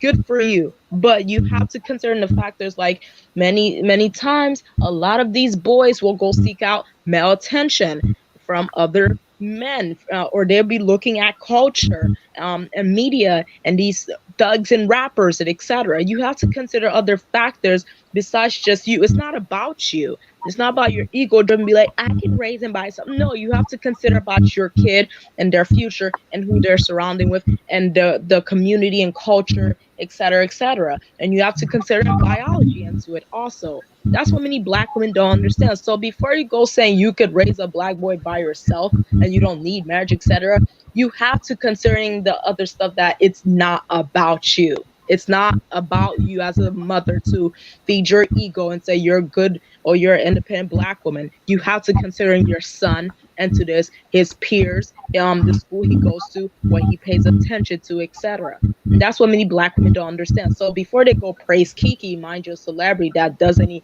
and can't, you can't afford her lifestyle. You need to know that she's way out of your league. Exactly. She's not an average Black woman. She's like in the 1% of people in general, and maybe like 5% of women. You cannot fit her lifestyle, and you need to, sit in your own. That's all I need Black women to understand. And if Black women do not do this culture stuff, because I will say Black men are problematic and triggered and a lot of stuff, but Black women have to play a part into this because many times Black women do not want to call out other Black women when something's problematic and benefits of trying to please a Black man. I know Black men are worshiping, but Black women have to take part into this also as the degeneracy of the culture. You do not call each other out. You have a problem when someone is not the status quo of the problematic culture. Yeah, that's the thing about it. And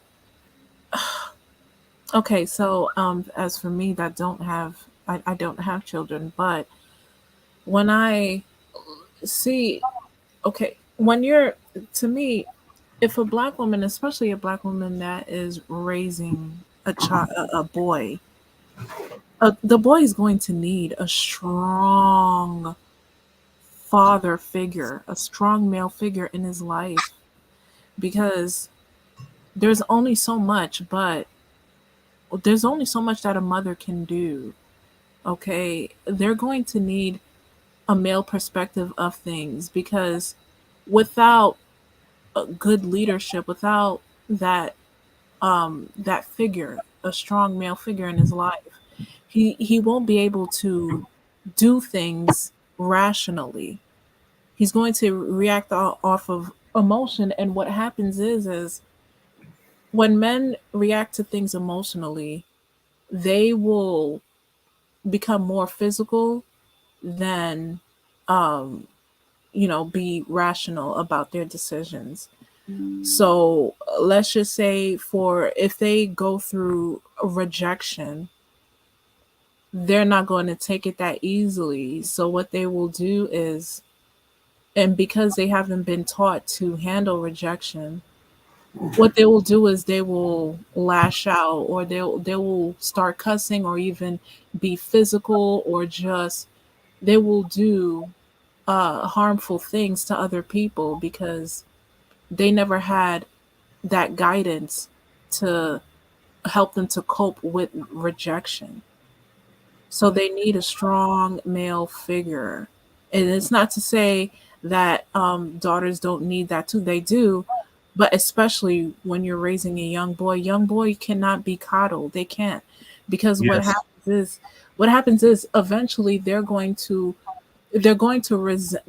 have some resentment, because they haven't really been taught to achieve things, like how to really, like, let's say if they see a basketball player or whomever else that have, let's say, um, they have they have a respected career, you know, or they achieve the other things in terms of money or whatever else. Is like, coddling doesn't help these kids, these boys rather, to achieve those things. They just, what coddling does is it makes so many excuses for these boys and not hold them accountable for their actions.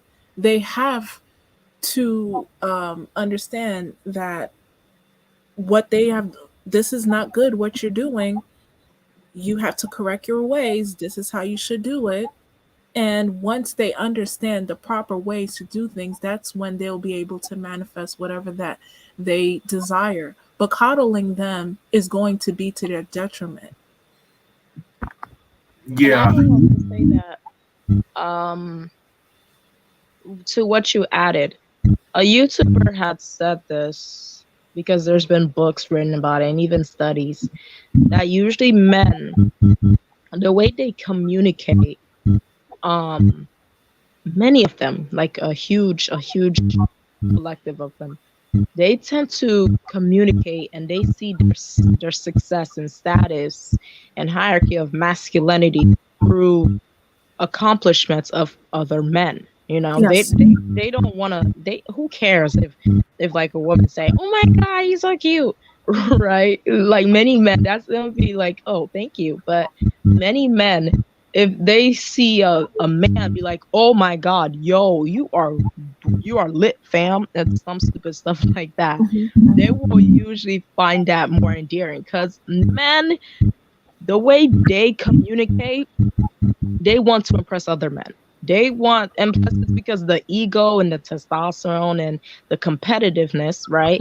So many times your son, he is not trying to, many times he is not, his success and his driven is not rooted to make you feel better. It is to literally feel better and To vibe with upstage other other men men. around him. To Yeah, upstage other, yeah. yeah, I don't know what it's called, but I know it's something called homo something. It's not homosexual, but it's something homo communication something. I know it's homo something. That is literally how men communicate their dominance in society and communication, whether that be their romantic lifestyles, them getting with women to impress other men and brag, and show off to other men about it, whether that be them getting new cars and they go to their homeboys' houses, whether they buy new stuff or a career and try to employ more men to show off their power, right? That's what I've learned. So many of these single mothers, and no shame to you guys, but you don't understand that's just how males in general communicate. They try to get success and validation from other male peers, where They measure their worth based on what other men have achieved and want to mirror that success. But they compete with other men to impress a woman eventually. They compete. They want to say I would say to impress other men. I feel like women are just like the extra, like quote unquote commodity, but I think they want to impress other men. You know, I feel like maybe women are like plus ones into it.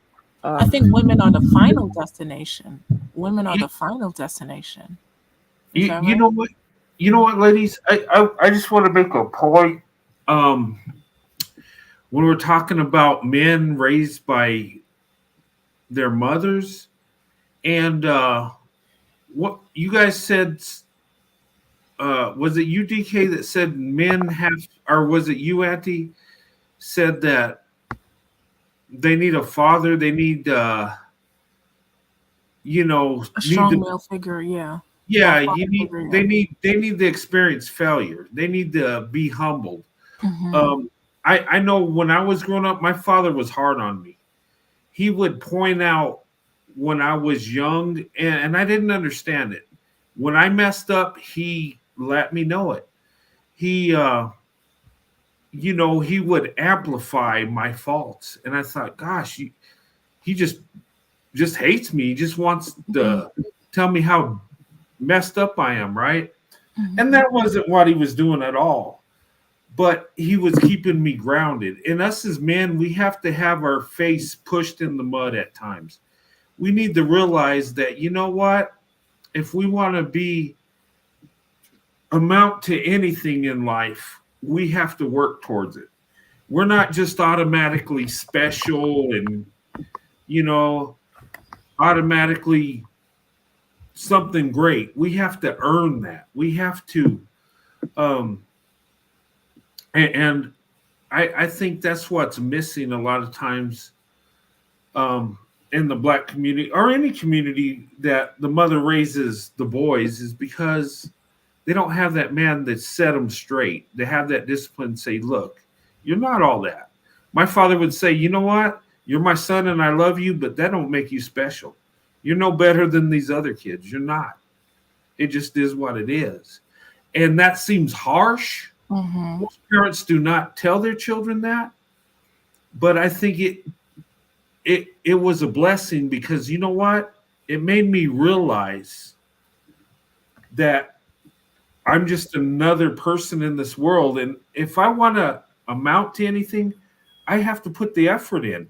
I have to make it. It's up to me how successful I am. I'm just not automatically, and I think a lot of times in the Black community, these boys are raised, okay, and I've heard this, that the girls are treated harsher than the boys. Yeah, they despise their daughters. They victimize the daughters instead of the boys. Yeah. Yeah, and I think because a man's not in their life full time, so the son kind of fills that void in a way, like her husband. It's not her husband, it's her son, but it kind of like she has that affectionate to her son because there's a man missing in her life. And I think the boys are kind of pampered. Yes. And when they grow up and they experience rejection, they get very emotional. They get upset. And we've seen like cases. Well, this is extreme. The woman buying wine and she turned the guys down to buy her wine and they beat the crap out of her.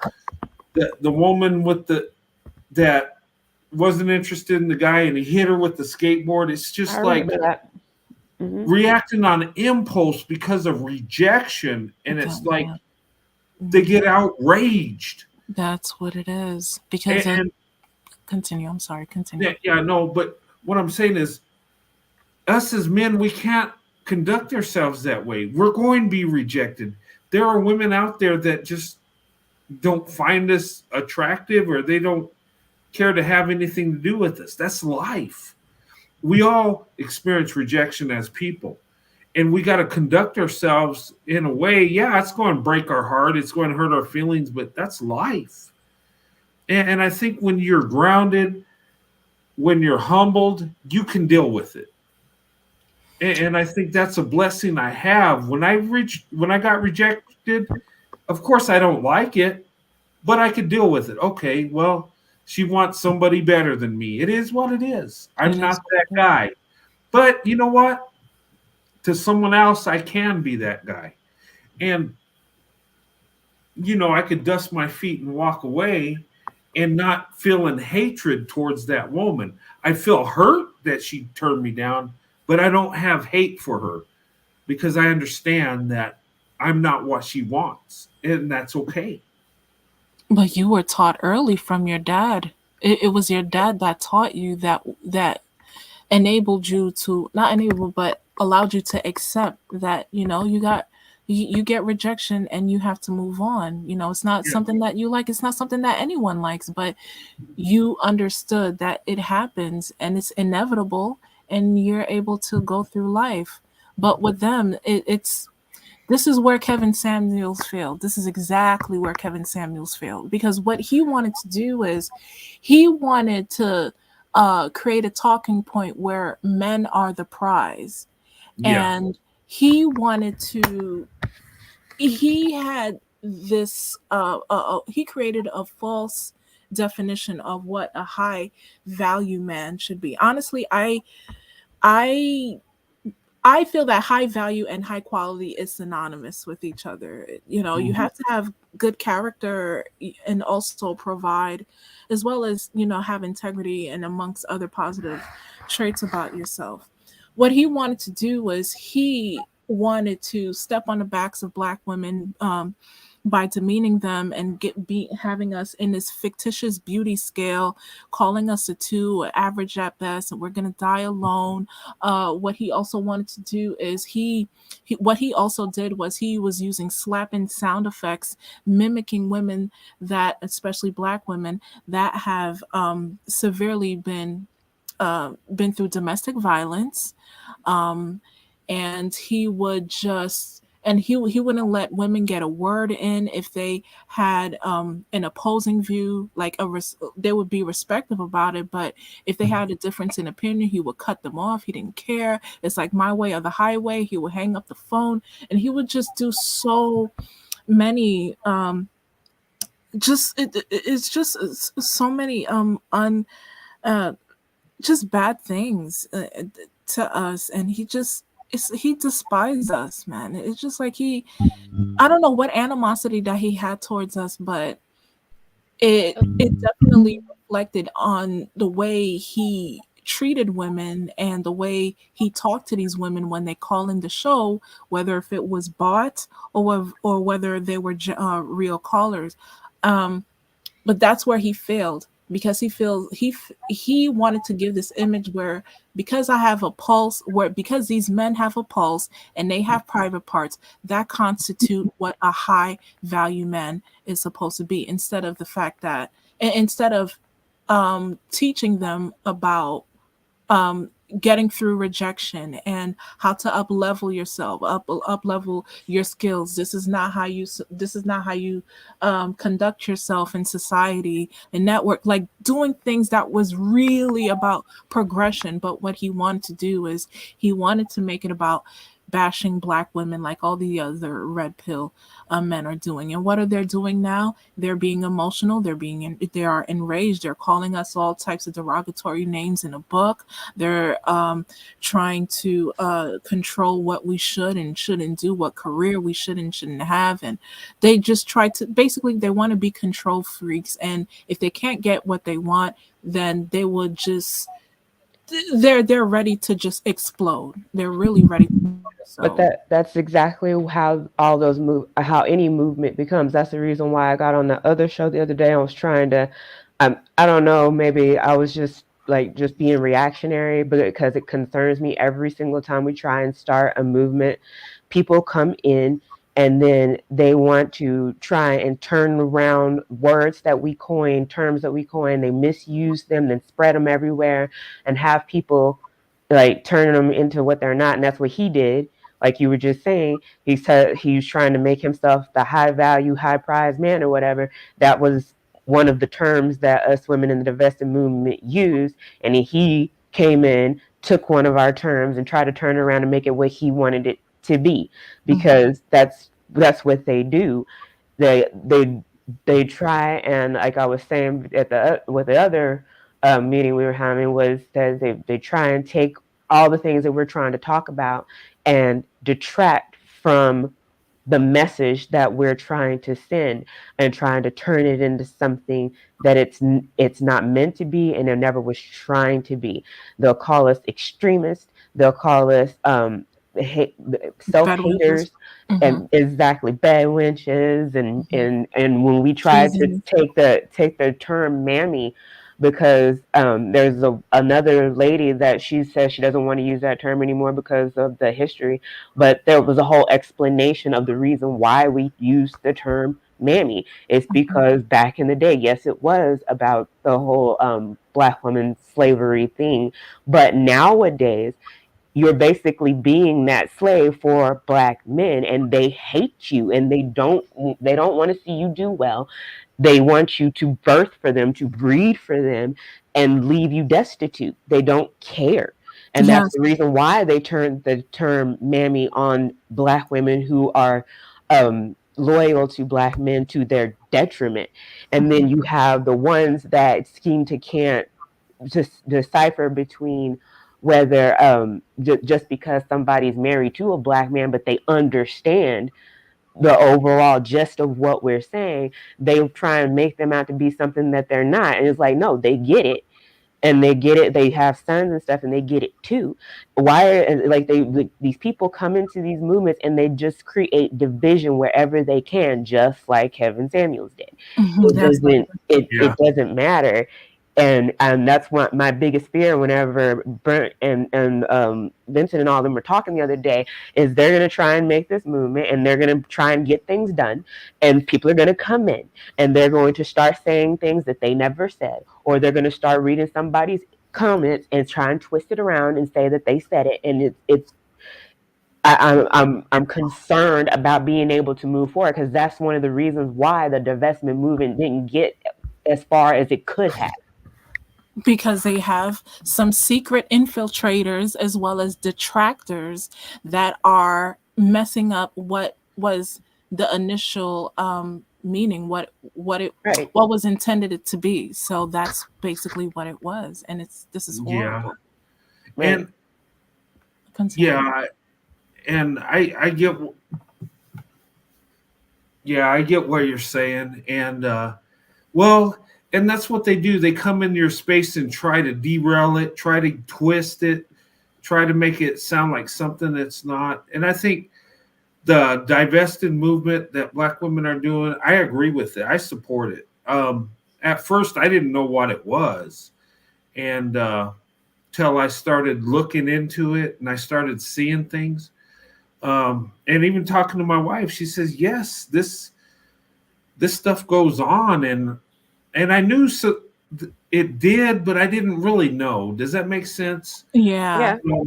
And with me and my wife grew up in the suburbs. She grew up in a white neighborhood. In fact, on her basketball team, she was the only Black girl in high school on her basketball team. So, our relationship, it just came together. There was no barriers, really. I mean, we pretty much lived the same culture.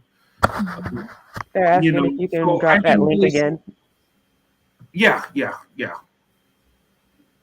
Let me drop it real quick. No matter but you know what, ladies,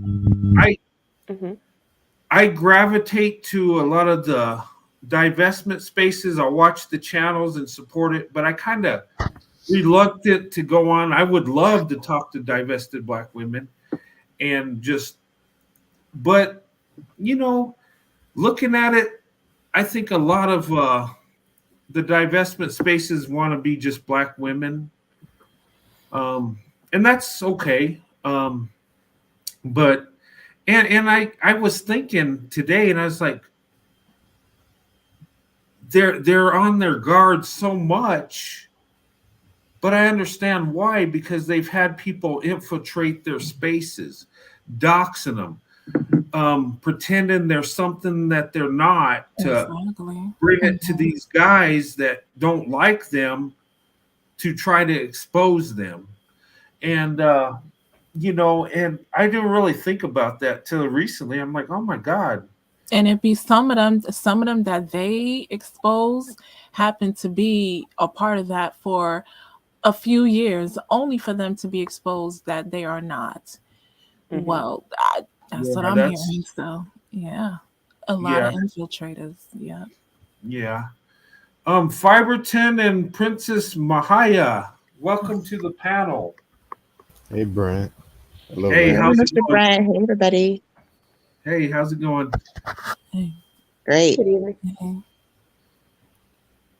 Yeah, we're the show was talking about what is divestment and should Black women divest. I got an idea what it is. I think I know what it is. Maybe I don't know totally. I wouldn't say I do. I've heard different things about it, but from what I see, I think Black women should divest. I think for their best interest, for when it comes to love, marriage, and resources and wealth. I think Black women, it is in their best interest to do that. And I think Black women need to put themselves first beyond, their community, before society, before what anybody thinks. Black women have given more than enough. And these clowns that say Black women need to do better, they're full of crap. Black women have done better than any group of women on earth. Yes, and that's why we're given the incentives from Goldman Sachs and Citibank, and we're being invested in because of the effort. So when they did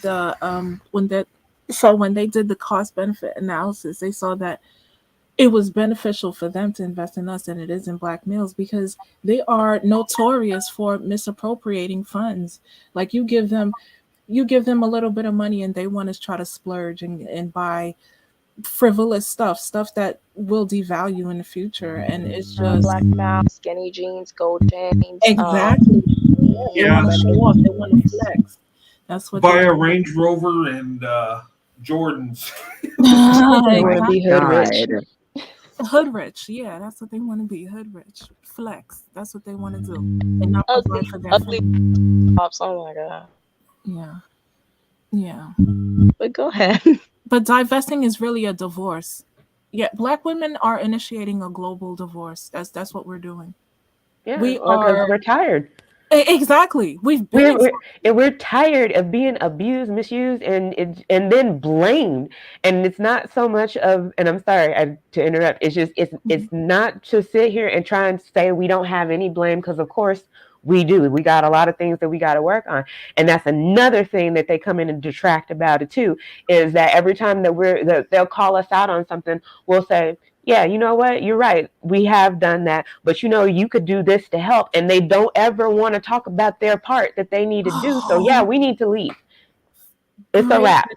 It's a great thing you mentioned that, because I mentioned that on Alex's live yesterday. I said that they love to pile the blame all into us, knowing that they are not exempt from accountability. But they do it on purpose to basically magnify or just show how much hatred onto us. So what they do is they'll blame us for this, X, Y, Z, whatever it is, things that the body cannot,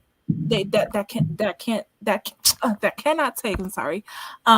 And that's the reason why there has been some health conditions. There's been some health risks from Black women because they take in so much stress for putting other people first, putting their community first, only for them to be victim shamed, mom shamed, weight shame, or whatever shame, any type of shame in a book that you could think of. They are the ones that have to bear. We have to bear the brunt for their degeneracy, for their lack of accountability, for everything else.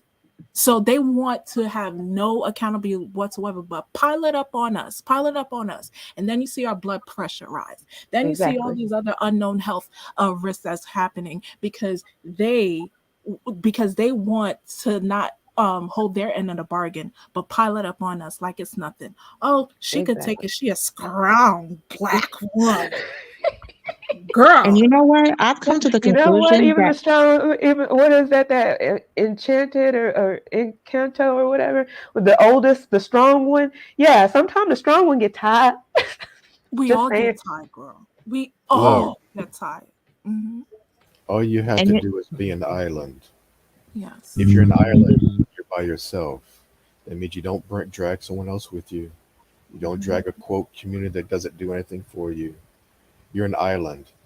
This is Mhm. why white men do so well. We are Mhm. an island. When we leave our home, when we leave our parents' home, we are on our own. We're our own island. And when we build a family, we build that family on the new island. In the white community, if a family sinks, if that island sinks, all the other islands are fine. Mhm. And this is something I think that black women need to learn. Just be an island. Don't let other people suck you down, drag you down, the whole crabs in the bucket situation. That's why you have to just leave that community. It's not it there obviously there's positive and negatives of everything in the world. But the best thing to do is just, be an island. It's the simplest way I look at it anyway. you know what I noticed with white men, when everything crashes down, it's white men, white men, white men, white men, white. And then they're like, okay, sure, we'll go along with everyone blame white men this, white men that, white men, white men. And sometimes white men take accountability for everything, yet they But then still they want white try men's to help be on though. top. Like it's crazy. They still on top, even though they're like, okay, sure, we'll take what we did wrong here and et cetera, et cetera. I think white men. Now I'm looking at it. White men have their own divestment. It's crazy. I just like thought about when Fiberson was talking about the alien stuff. I just started thinking white men have divestment. I think it was MGTOW that was divestment from white women originally, but now it's just incel culture. But originally, MGTOW white men was divestment. Now black women are divestment. So yeah. Well, throughout history, well, for a very long time, at least in this country, um, when men leave their parents' home, they go off to start a new family, and they can start that family with whomever they choose. Mhm. They're Mhm. not bound to anything. No one can tell me I can't be with a, I don't know, Asian, black, I don't know, whatever, flip a coin and put a name on it. No one can tell me I can't do that. I That's can so do true. any goddamn thing I want. And the world, they can look and gawk and be unhappy and cry, and black guys can stare or be angry, whatever. I don't give a damn. At the end of the day, that's the difference. No one's coming on my island telling me to do shit. That's the difference. Black people, is black women or black men, whatever, they all allow each other to say, well, you're not black enough, or you're too light, or you're too dark, or all the different crazy ass shit that goes on in that community. If you go on your own island, you're not even paying attention to all the dumb stuff that's going on, right? You're just doing your own thing. That's what you need to do. Be your own island. Don't give a damn what all these other people are saying, talking about, conversating with, having discussions about. Who gives a damn? All they're going to do is it's all the infighting. When you're on your own island, what are you gonna do? Fight with yourself? Yeah. Well, you could. You could if you're But crazy enough. You know. No. yeah, but No. let me say this. You're right, Fiberton. Yeah, us as white men, when we make a decision, we go with it, and That's right. whoever we want to marry, we do it. And I did it. And you know what? Our family knows they have to accept it. There are some that don't like it. The men in my family, when I married my black wife, there was no problem. The women, okay, that was a problem. My grandmothers didn't like it, but they kept their mouth shut. They knew that, as us as men, we make the decision. Once the family name is mine, I set the course. I make the decision. How my family goes, who I marry, that's up to me. Right, and I think what some of them don't real other groups of people don't realize is like, take for instance, say you had a daughter and I married your daughter, right? Mhm. The only thing we have now is two islands with a bridge in the middle. If Yeah. if my island sinks, your daughter runs across the bridge back to your house, and my island sinks, Yeah. and your island is still Right. fine. Your Yeah. island is still fine. In But other groups, if an island, if the family, if somebody in the family sinks, that family member is trying to drag every other damn person in the family down. It's the whole crabs in the bucket situation, which you don't have in our.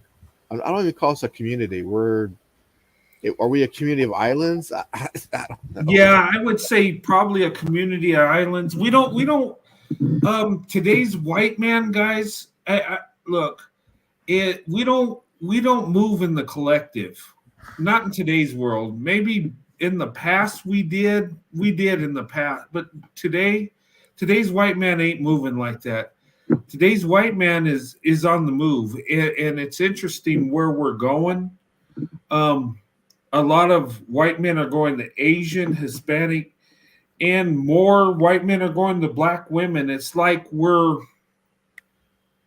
changing the directory, and we have we have the ability to do whatever we want, and I think a lot of us are saying, you know what, uh, Becky, it's been great, but I'm going over here. Um, And look, us in our culture, we put women on such a big pedestal. We do this as white men. Um, and my grandfather did it, my father did it, and I do it. The only difference is there's a black woman on that pedestal now. And that's the way of the world now. It's changing. Um, but really, we like Fibrinson said, we're like islands, and it's that way. We're kind of like individuals. We don't even, We don't you really know, have a community. Not we really. we don't. We really I don't. don't. And I don't. I say white community just because it's the term everyone else uses. But like you and I would never say, "Well, there's a white community," because it doesn't yeah, exist. We just happen to be white. That's the only yeah, thing. We don't. We're not like we're in this group of persons. We're just like I don't go. Oh, that's a white guy. That's a black guy. I don't give a damn, right? Like, but we yeah. do act like we all have islands, though. That is what is very similar with white males. And another thing, us as white men, we don't just jump on another white man's side because he's white. We don't do that. If you're wrong, that's your problem. We don't gravitate always a white guy. We gotta protect him and stick by him. The only time we're going to protect another white man is if he's in the right and we see it. Exactly. They Otherwise, go by, I'm sorry. you're on your own. Yeah, they go Yeah. by character. They go by character and they know how to compartmentalize. This community is like they are more protective of black males, regardless of how degenerate they are, regardless of how abusive they are, their track record of being abusive to black women. They will put them first over us. And what we end up being is we end up being victim shamed and shamed for other things, shamed for things that is beyond our control. Like they will literally victim shame someone that has been essayed at a very young age, but they will but they will protect the perpetrator. They will coddle the perpetrator for doing that. But that's a quote unquote community, That's why right? you can't be associated with them. Exactly, exactly. So this just exemplifies why this community it's not really worth being a part of, because this is what the result is. It's best to compartmentalize, be in a community where you don't where character is more important than just being race loyal. Yeah. Hey, Princess Mahaya, did you want to say something? I know it's been a while, and then Alexander. Uh, Yeah, so I was listening earlier. I was like doing something in the background while I was listening. But I wanted to say in regards to the whole Kevin Samuels thing. Yeah, I mean that guy when I had no idea who this guy was. But yeah, it started gaining traction in my hometown because I live in Alaska, and yeah, we don't have a lot to I guess necessarily do as far as like how we get our information from and stuff like that. But I didn't realize how big Kevin Samuels was here in my state. So I mean, his in, his influence on the black men here is just ridiculous. I know. I've heard news stories probably about maybe a couple of days. I think probably a couple times a day about black women being taken out by a black man in just it's so infuriating because he's the reason why the whole femicide rates are spiking like crazy. Thank you. And I do Thank not you. appreciate it. Thank His you. But influence on the entire generation of black men is just how in the fuck, after all this time, we have been lied to, we have been just like, how the fuck are we even in this position? I mean, I'm just so freaking pissed off right now. I can't even talk. because they coddle them. That's the thing. They coddle these males. They coddle these. That's what they will never hold them accountable. This is what happened when you coddle them. They become monsters, and they just think that they're entitled to do whatever and do the unthinkable because you didn't want to set them straight. Did you know that that girl that he humiliated and said that she was average at best? Did you know that she ended up getting stalked at her job around Are that you same time? serious? Yes. yeah, Yes. I knew that. Yeah, Mm. yeah, she Yeah. did.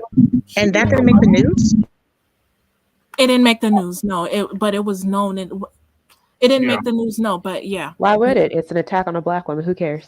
Thank you. Thank you. You know what? That's interesting you said that, but that is so true. You know, and I think this is what black men have. Black men are privileged in today's world. Yeah, I they. know people are going to say, no, white supremacy, you can't say that. No, but they are because when you have an argument, they can say racism and your white guilt kicks in and you just back off. That's most white people today.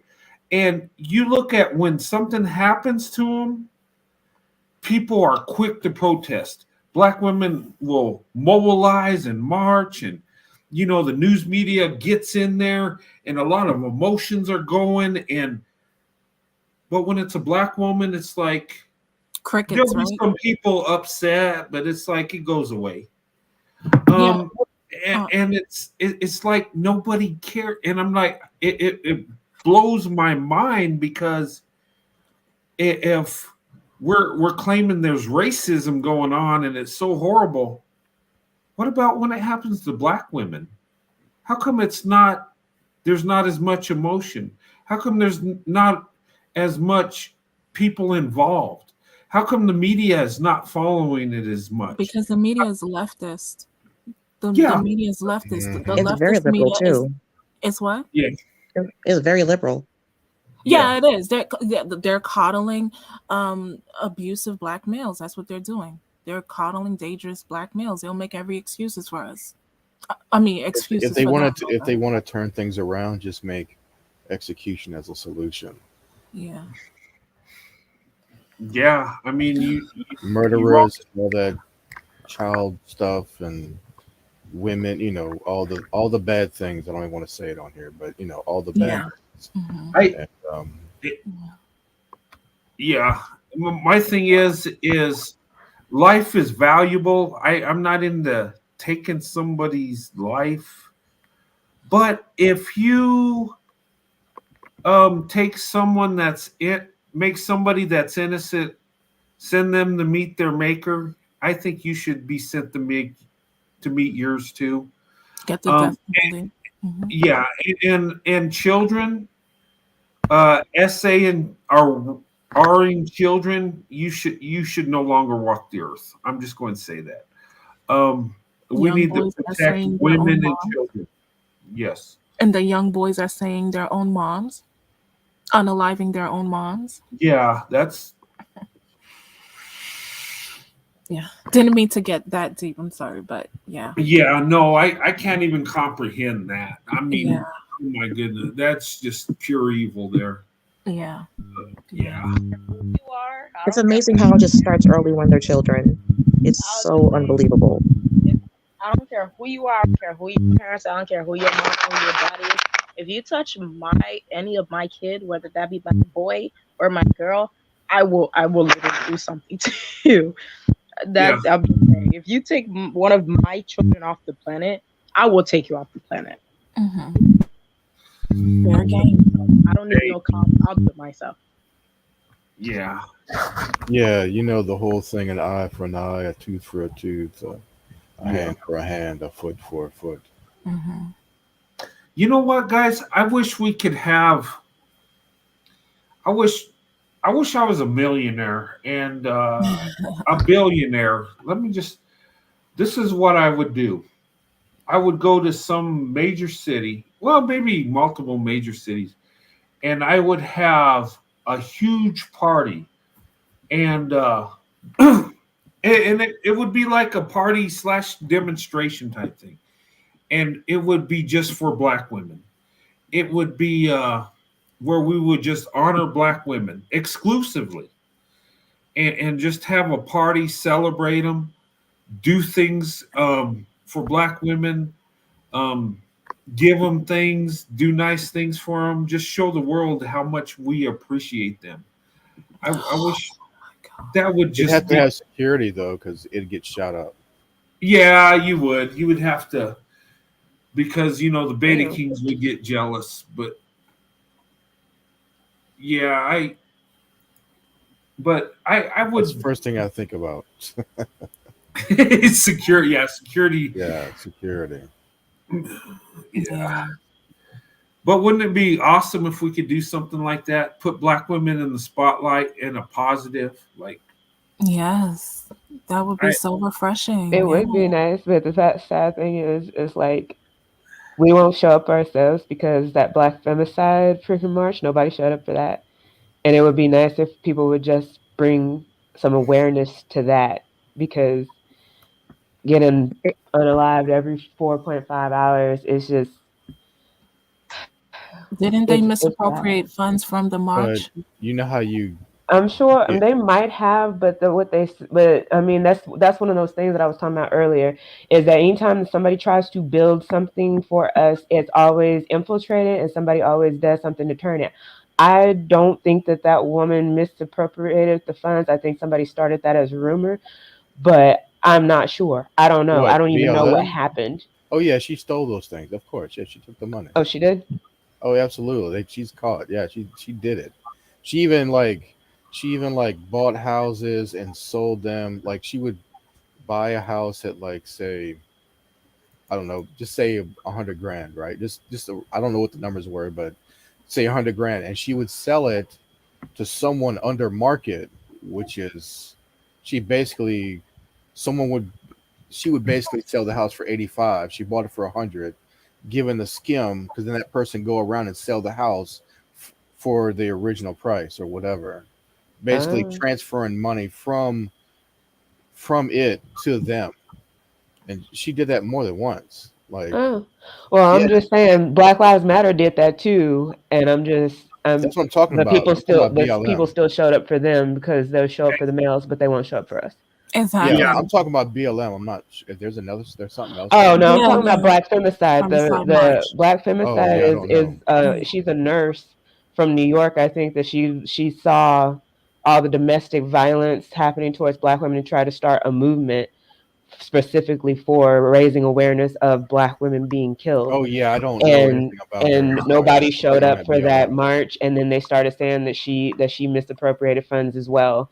So like I said, I don't know if that one was actually true or not. Yeah, I don't know. I have no idea. But yeah, Yeah, there that were rumors of it. Yeah. but Rumors, I alleged, I mean would say. Yeah. it would be nice to have some type of recognition and whatnot. It's just that it's so hard because we won't show up for ourselves, so it's kind of hard to get other people to do it too. The best Exactly. way not to be unalive is not to be there. You know what I mean? I You don't don't want think to be women should be unalive in in. that community. Don't be in that Well, yeah, community. well, exactly, but that's the thing is like they love to give the males the victim card is, oh, it doesn't matter that he's gonna kill me because the white man's gonna kill him, the police are Oh gonna my kill God. him, and I gotta Yeah. you mean stay down for the underlying? race, and What on earth? yeah, You mean unalive, right? Unalive. I'm Yeah, sorry, yeah. sorry. Away for black on black crimes. To be Yeah, they don't want to unacknowledge. They don't want to and like acknowledge every it. time black people, every time you say something about that, yeah, oh, you're pussy now. You're trying to get right Hey now. Dan, what kind of phone? This is you always have this So I feedback was stuff. like, Yeah. Oh, who dropped Nope, off? that was KD. It's probably KD. Let me put the link so she come back on. Uh, yeah. Yeah, that's why I always say these statistics are never going to change. That it's just going to get worse because it's a progressive thing, right? So the best thing to do is make a plan and leave that situation. That's all you can do. You have to Yeah. save yourself. You can't save anyone else. Just not possible. Doesn't matter how much if you have a friend that lives there, and it's like in that quote community or whatever, they're probably not going to leave. The vast majority of women there are not going to leave, and there's nothing you can do about it. It's unfortunate, but it is what it is. Sometimes people need pain and sorrow and destruction in their life for them to wake up, and unfortunately, some may lose their life because of that. They don't wake up. They believe in the whole white man boogeyman thing, which is weird, but it is what it is. When you're indoctrinated that, oh, white people are going to do this to you, white people are going to do that, blah blah blah, which is not true. But you know those who it's kind of like in the black community, it's kind of like what Hitler said, right? If you tell a big lie, you tell it long enough, people believe it. So unfortunately, a lot of people there believe a lot of dumb shit. Yeah.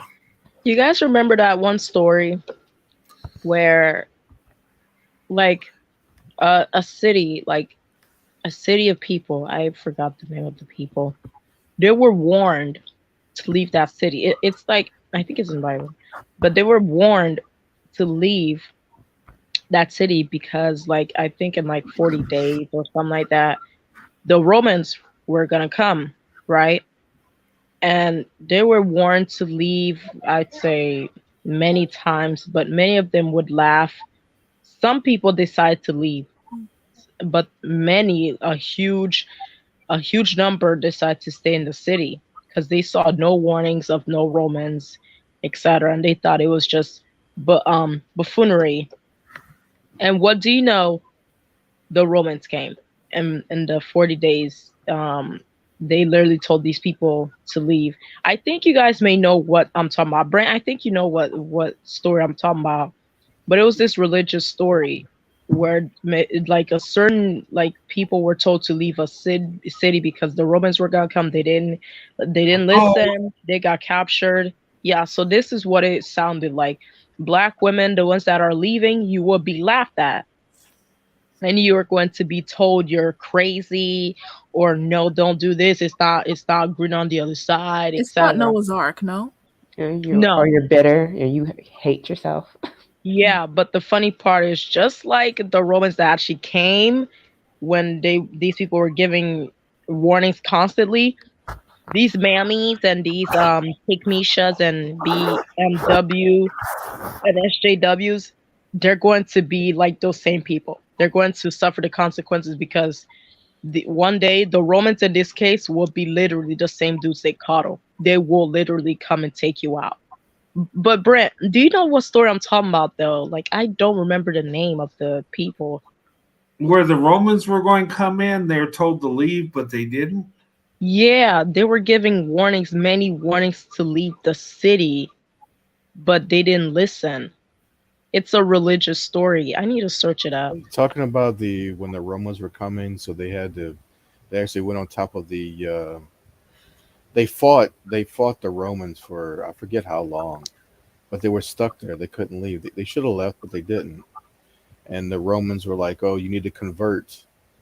Well, it's a story about Jews who were supposed to convert, so they all basically unalived themselves at the end. Hmm.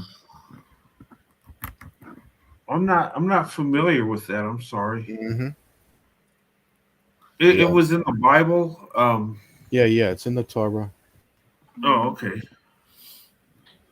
I think I know what you're talking about, but I can't remember the story either because it's saying that it's Sodom and Gomorrah, but I don't think that's the right one because that one's about Um, Lot. That's yeah. it's a Sodom. different one. Yeah, but Because that's I a think good. I know what you're talking about. Because yeah, they did fight with the Romans, but then I guess God put it on their heart to leave them alone for a little while to give people a chance to leave, and they thought that they were all good and clear, and then they came back. Hmm. Yes, exactly. They were fighting, but then the Romans left, and then they gave them warnings to leave because they will come back. They did not listen. I think was it Jerusalem? Was it? Yeah, but all I know is that that's just how it is. You can be given many warnings, but eventually, um, you have to lead them. Just lead them to the destruction. They were warned. Just take yourself away from these people. I do not claim them, and a lot of times, so that's yeah. I don't know the story of it, but yeah, that's literally what this situation reminds me of. That one story. Jerusalem's destruction? Is that what it's called? The story's called, or she just was Are Jerusalem? you talking about when Nebuchadnezzar came in and the Jews fled, and that's where we got the missing tribes of Israel? They fled across the world when Nebuchadnezzar was taken over, or am I just off? I don't remember. I have to do the research. I'll go search it up now. I'm looking for Nebuchadnezzar. it too, and there's a couple of them. It's like one of them's it's like Moab and Ammon, and I'm not sure. I vaguely remember being having a sermon about that because When I do remember they were Nebuchadnezzar? fighting. They got attacked. They were fighting and trying to hold them off, and then God told the enemy to leave, and gave the people time to pack up their stuff and leave. And they thought they were in the clear just because oh well, God protect us. He made them leave anyway. He's like, nope, they coming back. Get your stuff and get out. And people didn't, and they got captured again and then burnt to the ground. So, Hmm. Yeah, Interesting. they were at the top of Masada. They were basically they were on top of this big giant mountain area, and there was only one way up. And the Romans were basically like either you convert or you know bad things. So in order to keep from being converted, they did what they could as far as long as they could, and then they unalived themselves. Oh wow. Yeah, it was a mass. I'm not sure you can say that. A mass leaving this world situation. Yeah, if I recall, that most of that was written by Josephus. That's who wrote that story. Oh, about that happening. I'm gonna have to research that. That's Yeah, I don't remember. I know that I was like 9 years old, and one of my Bible, my tutors gave me like this book. Um, and I don't know if anyone else has it, but it's this book, this little greenish yellow book of Jesus in front with a bunch of kids. And she gave me it as a lesson. She told me to read like 2 chapters every night. And in that book, it had that story in there. That's where I remembered it. And so that story hits me hard because because that's literally what this situation is. Literally, because black women could be given so much, well, the collective could be given so much warnings, and they could even say in your face and stuff like that, but some don't want to listen, and eventually you'll find out the hard way. All of you, in a huge number, of course. Some of you are, but in a huge number, you will find out the hard way. And they are finding out. There's plenty of content creators that have shown them basically what they call the receipts. There's because they keep saying that, oh, we've been attacking them since Ricky Lake days and all that type of stuff. One just came out and she showed those shows, and it kind of seemed like it was the opposite of what they were saying. But they want to keep on believing that narrative that they run with, that we've been attacking them and talking bad about them, and doing and being these mean old nasty women, and not being submissive and everything else under the sun. And they want to keep running with that narrative. And some of us women are just like, oh no, they still love us, they still marry us, they still do this and this, and then they keep on unaliving y'all and your children. And that's the really, really sad part. And you just don't seem to care, because it would seem to me that your children would be the most important thing out of everything, and you would sacrifice them just to keep one of these men around, and that's heartbreaking. Yeah. Do you guys believe this? Because this is what I believe. I think us as a nation, I think God wants us to come together as one nation. I think, and I think He's going to do it through. I mean, before He comes back, I think He's going to do it through interracial relationships, marriages, and I think black women, white men are going to lead the way in this. And I think it's going to be a good thing, a blessing. How quick it happens, how long it lasts, we don't know. But I think there is a plan for that. Well, we're meant for each other. Yeah, because it just goes together so good. Yeah. And logically, I mean, if we look at history and everything, it you would think it won't work, but it does. And it's like it's meant to be.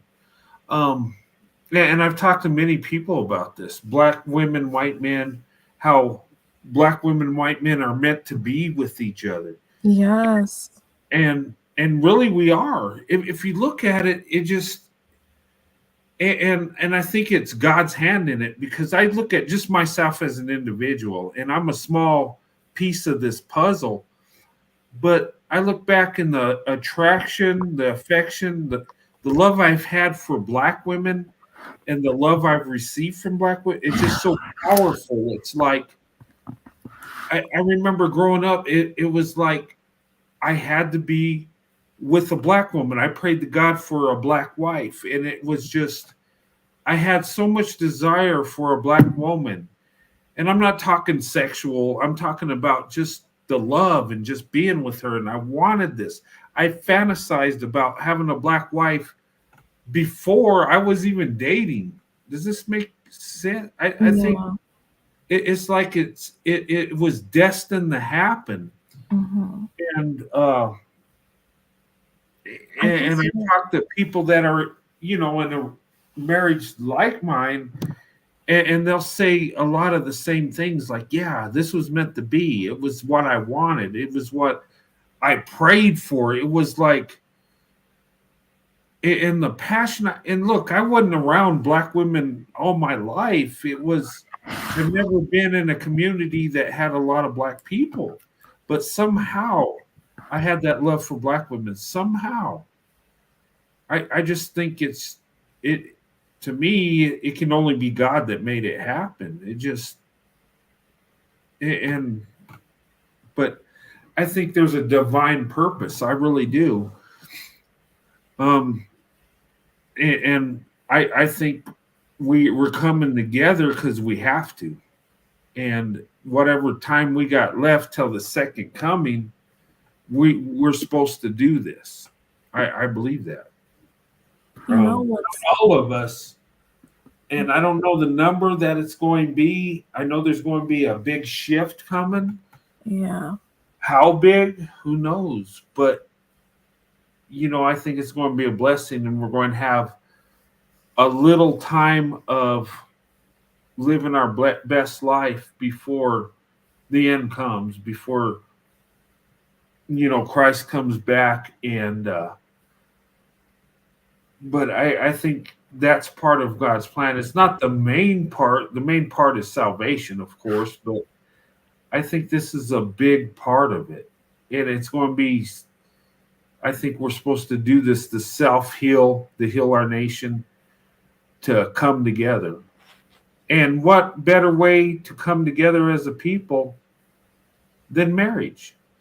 Marriage is one thing that brings us together more than anything, because it creates new families and it brings old families together through marriage.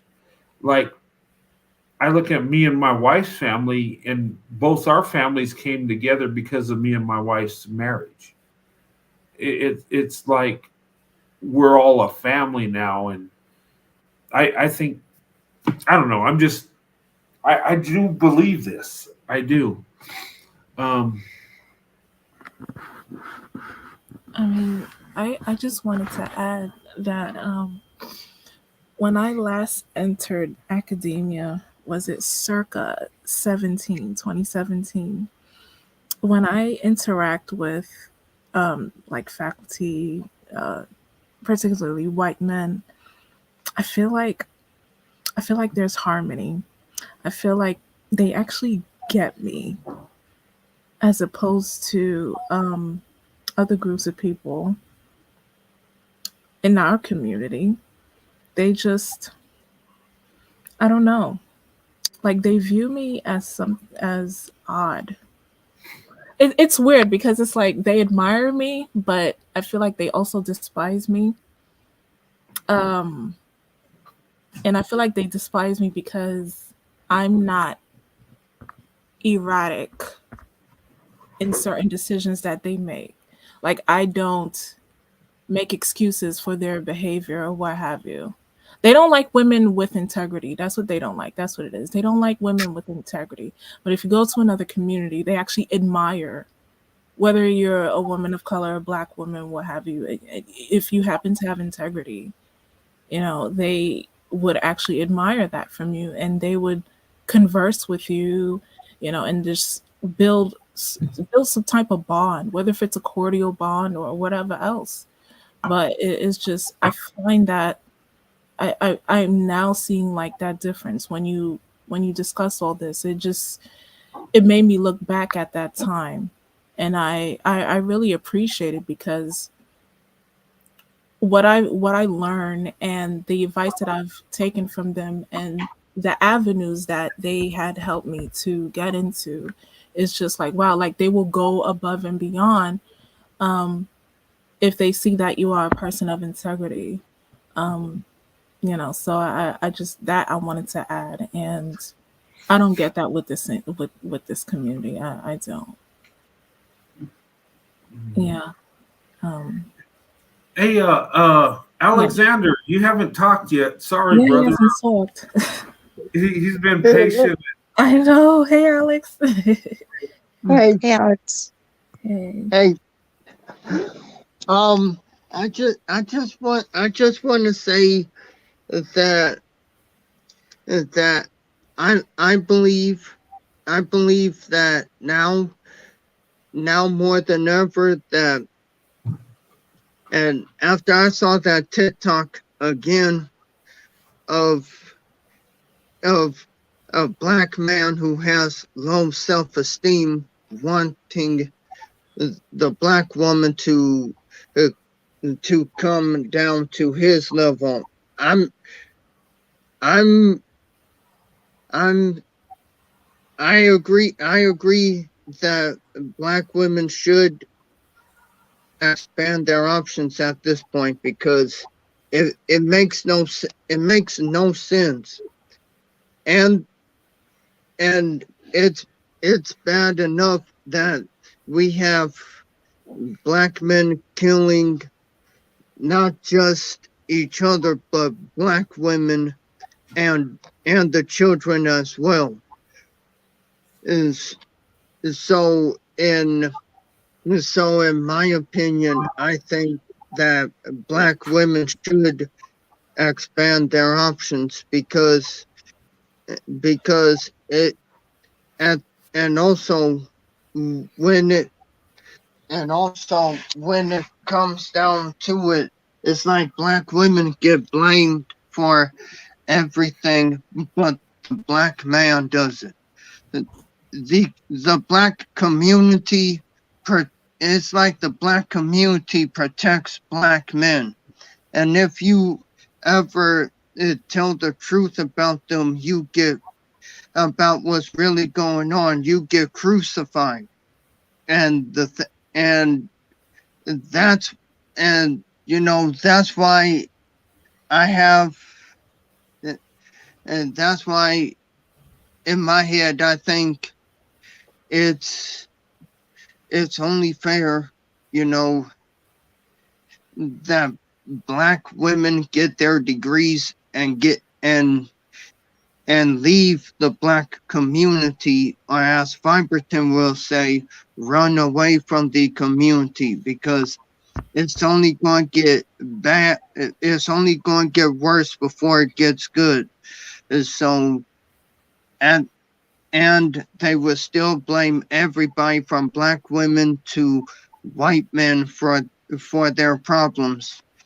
So it's best if you go ahead and divest from the black community, because at the end of the day, it's like black women are at fault for everything. Like today, my dad told me about a fight that broke out at the McDonald's, and a black man shot a 14-year-old black kid because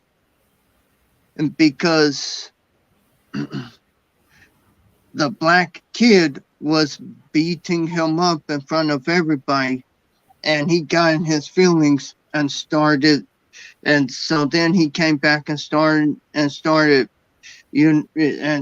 shooting as usual, because black men are afraid that their egos will get hurt. They are afraid that their egos will get hurt, and that's one of the main reasons why they come after black women who go after, who are with white men, or tell the truth about what black men are doing, because they are afraid that people will know the truth about them.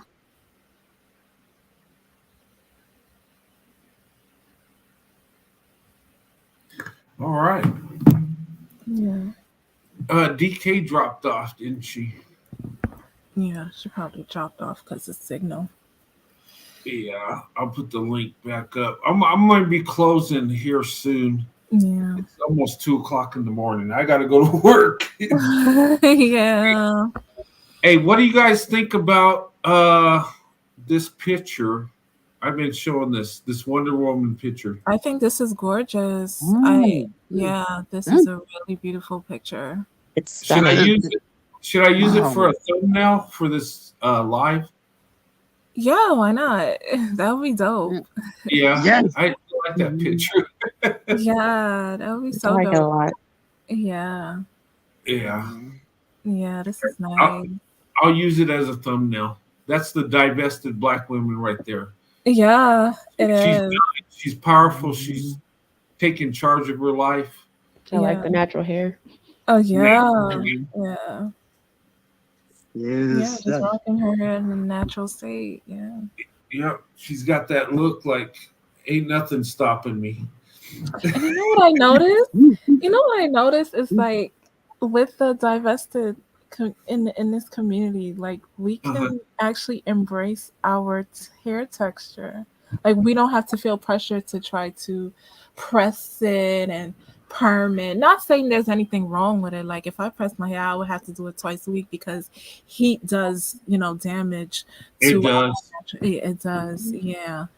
But yeah, like we can actually just be proud in our like skin color, be proud of our hair texture, and just embrace it and just not care what other people think because the other community, they're featurist, colorist, texturist, whatever ist you can think of. So And you know what? Us as white men that love black women, we embrace the melanin you have. We embrace your hair texture. yeah. The natural hair, I love it. And you know what? Black women, I love braids. I like the natural hair. And the weaves look nice too. I'm not, Yeah. whatever makes you feel beautiful. I mean, nobody could pull off hairstyles like black women. You got so many more than any other group of women on earth. And that's what sets you apart. I mean, gosh, we can go on all day. Yeah. Not just the physical, but the mental, the emotional, the spiritual. I gotta believe the original woman was a black woman. I think that's just God's masterpiece. Yeah. Yeah. Yeah. Yeah. And don't be surprised they try to suppress that history or they try to taint the image of whomever whomever that was influential and still is and try to make it into something else. Yeah. But I can Well, you know what? When there's a blessing of God, that's the thing that's most attacked. So black women are the most attacked. Do you know why? Because you're God's masterpiece. You really are. We are. I'm sorry. Go on. Yeah, no, and black women are the key, I think, right now. And how we treat them, I think God will judge us. Either favorable or non-favorable. I believe that. And we can see that happening right now. Oh yeah. Oh yeah, we do. And you know what? Look, the woman that's done the most and that's being treated the worst, God's going to bring the smackdown soon. So yeah. Be careful. Treat the black woman right. Love her. Support her. Embrace her. And yeah. But yeah, I'm going to use that as the thumbnail. I like that picture. Yeah. Oh, I would say that is a nice picture. I have a live that I'm doing that I'm doing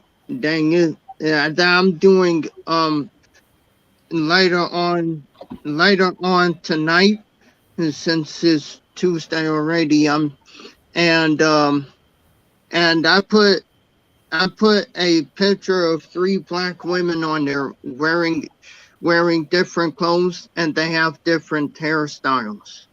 Oh, okay.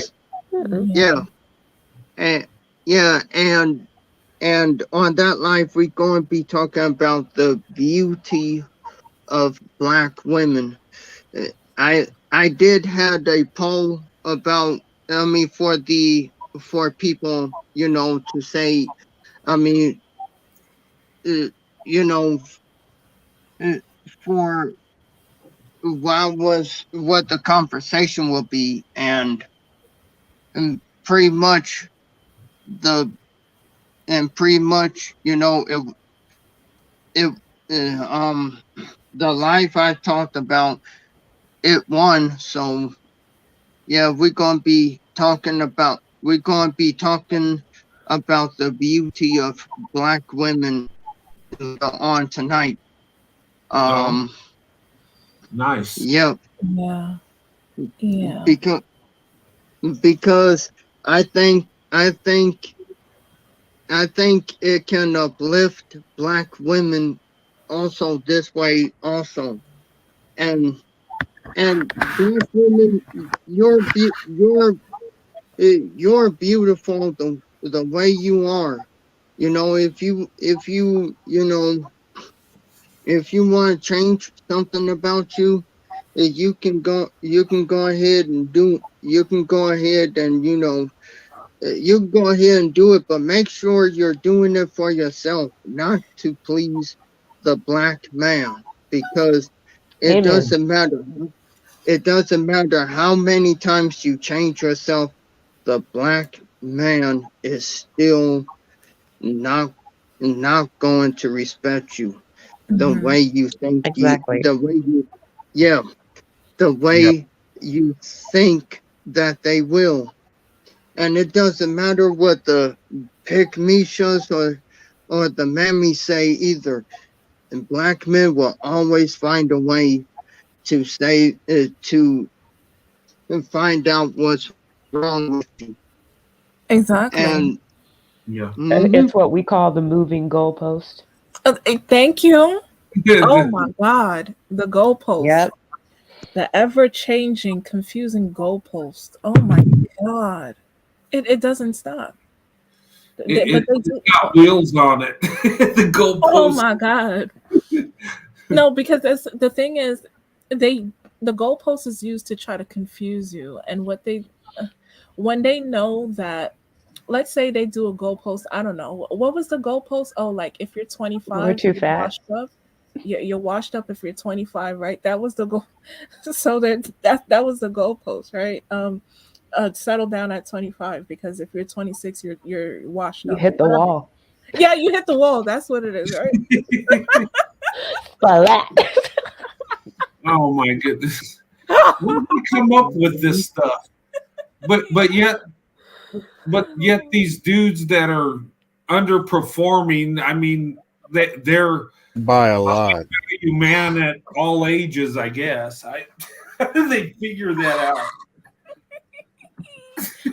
Yeah, yeah. I mean, I when you're know. broke playing Xbox all day, but then get online and complain about how you generational wealth and all this nonsense, but yet you're not out there. You can't.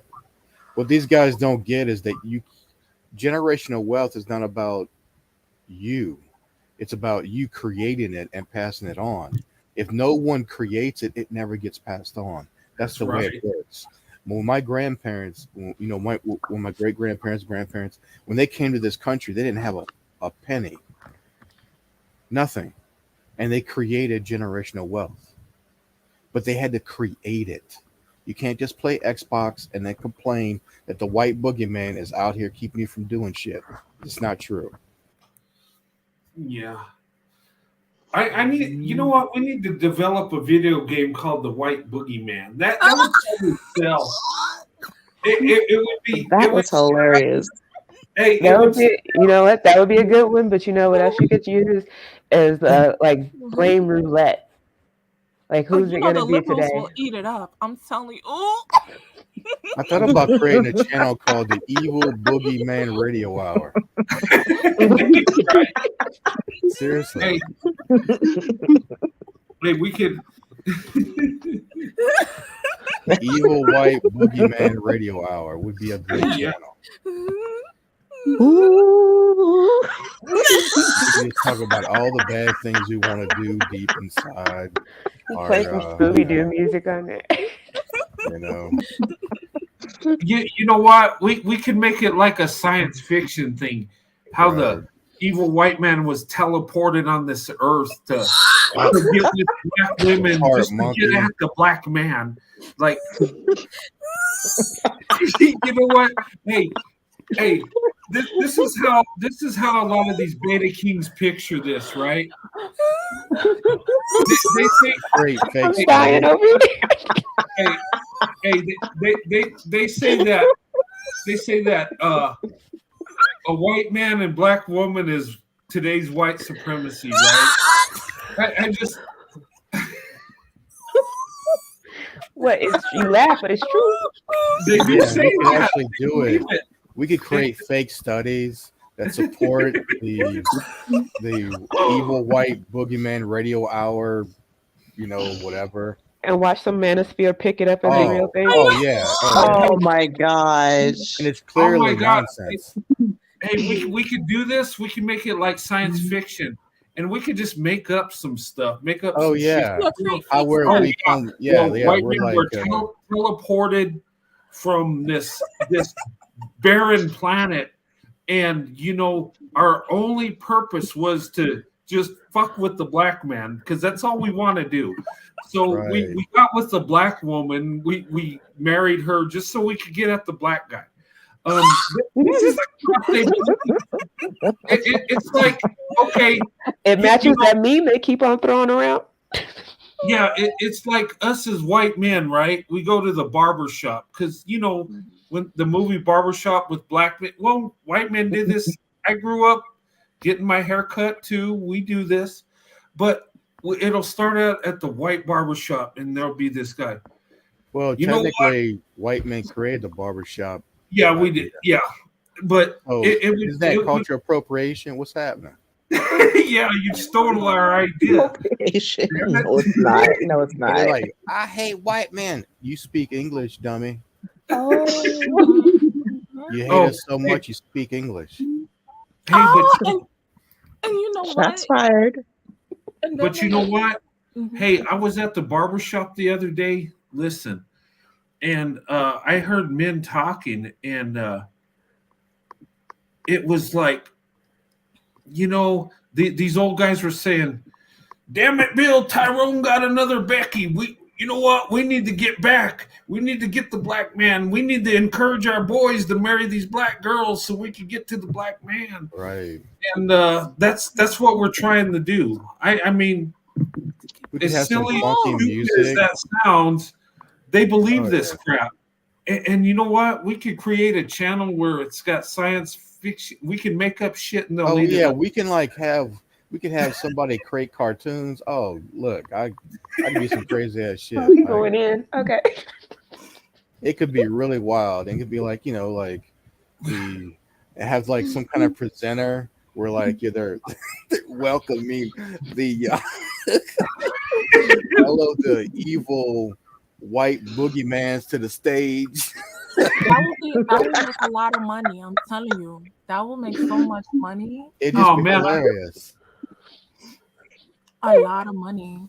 We can make money making up some stuff. I mean, we could just say we're white men were teleported on this earth, and the main goal was to destroy the black man. That's just that was the main purpose. They will eat it up. The manosphere rats will eat it up, and they will regurgitate that talking point. Oh God!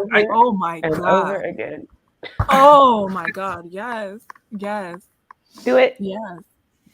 Well, there's already a story. I was watching. I got to pull it up. This guy was saying that.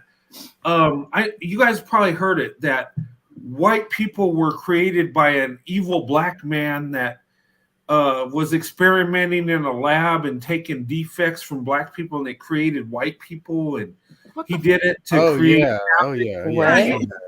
Yeah. There's this guy. He calls himself a doctor. I have a question. Why are all these black guys call themselves doctors? They ain't got no degrees. Can I say his name? I can't say his name, right? I can't say it. The what's that goofy too? That I'm not gonna say his name. You talking about Umar? Oh, that guy. Yeah. That lame. How's that so school many coming? He's so many He's such a doctors with joke. no degrees. He is. I don't understand. How can you be a doctor without a degree? I I, mean, I don't, child. don't you need to have a Mm. PhD to be a doctor? That's what I'm I saying. just want to know where that Let's school talk is. He about said he that was school. building. Thank you. Where that school at? Where that school at? Oh, there's never gonna be that. That school is never gonna happen. Yeah, because he funneled that money to doing freaking casinos. That's what he was caught doing casinos with the money that he claimed he was going to build a school for. Yep. It went viral all over social media He too. could be a Exactly. degenerate gambler. Who knows? I mean, Dude is a gambler and a scammer. You I know said what? it. Yeah. You know what we ought to do with this so-called fashion show wives? We need to fix them up with white men and show them a better option. Fashion Show Wives. There's a show called Fashion Show Wives. I'd love to see it. Is No, it? Umar Johnson, when he had that marriage, when he had those two women that they had to do what was it? They had to write a essay on why they would be a good wife or something. It was stupid. But he had two wives, right? One dark skinned and one light skinned, because Dr. Umar does not discriminate from light and dark skinned black women. I mean, hey, as long as they're 5'5" thick in the thighs, hey, he's all in. And then he had enough to say that we got a man cave. Yeah. Oh He called in. Yeah, he did. He called the private parts of a black woman a man cave. Oh, Like, okay. Oh my god. yeah. Okay. What type of mess? Well, then We he can't put that on the white man boogeyman radio out, and we ain't putting that on the radio out. Yeah. All that kind of nonsense. And then he said he said, "Hey, black women, don't let the white man spray." What was it, Abraham Lincoln in you? Oh It was yeah. Wait, what? Yeah, because we don't want more Abraham Lincolns. Yeah. he was like giving examples of like successful white men, and I remember seeing black women do reactions like, "What? What's wrong with us having successful?" Yeah, it The was thing is, crazy. I don't believe that he believes half the stuff he says. He I think some can't. of it is It's just so stupid. I mean, he is a guy who went to school somewhere apparently, and Well, he is doesn't make highly any sense. I educated. think that what it is that he uses these concepts to get more money. Mm-hmm. Yeah. If you're the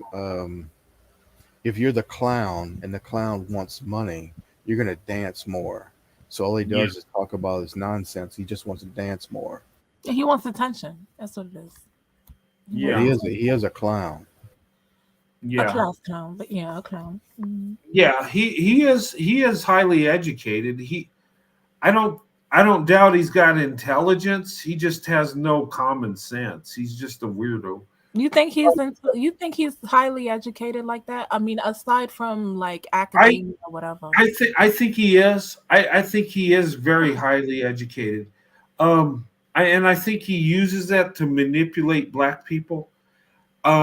He's a race hustler, is what he is. Mm-hmm. He preys on black people's emotions, and he makes up these crazy stories, but people buy into it because they're thinking emotionally instead of logically. Exactly. Like he talks about the marriage rate in the black community. He'll admit the stats, but he says the problem is the snow bunny crisis. Like, black men don't have the power to resist the snow bunny, the white woman. I mean, come on. It's just so stupid. Only 27% of black women are married. Only 30% of black men are married. So the ones that aren't with the snow bunny, what are they doing? You know what I always find so silly? They don't know biology. So there is a difference between women. No, I'm not going to go there, but it's a real biological thing. And then these guys are trading. No, I'm not going to do it. Anyway, I know what it is. I just don't want to. No, I'm not going to say it. No. Okay. It's crazy. He comes up with the most ridiculous things. One thing he came up with was like the government is using white women, snow bunny agents, to get in black men's bank accounts. And I'm like, why would they need to do that? If we're so racist, we would just take their money. We would just, contain them, put them in a prison, and just take what they got. If we were that racist, we wouldn't have to send white women as secret agents to get to these dudes. It's just so ridiculous. There's no logic. It's just, yeah. But I mean, he entertains me because I listen to what he says and it makes no damn sense, and I laugh at it. Like, really? But the sad thing is a lot of people buy into his propaganda, into his crap. It just, and he's making money off black people. I mean, and a lot of it is black women send him money for this school. When is it going to open? I don't think it'll ever open. I think this is my prediction.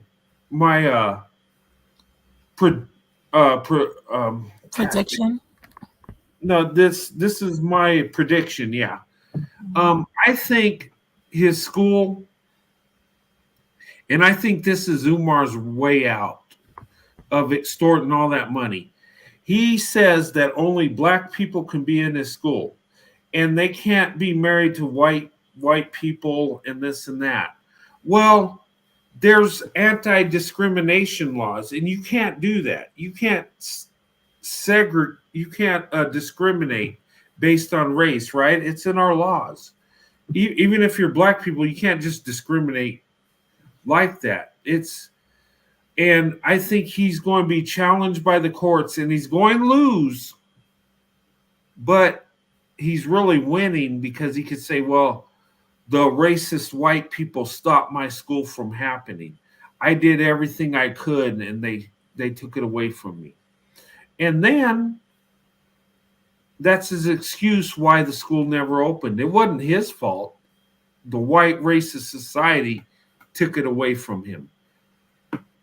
I mean, maybe I'm wrong, but that makes sense because they'll challenge him in court on anti-discrimination laws, and they'll win based on that, and he'll lose, but really he's winning because he took that money, he did what he wanted to with it, and he's free and clear.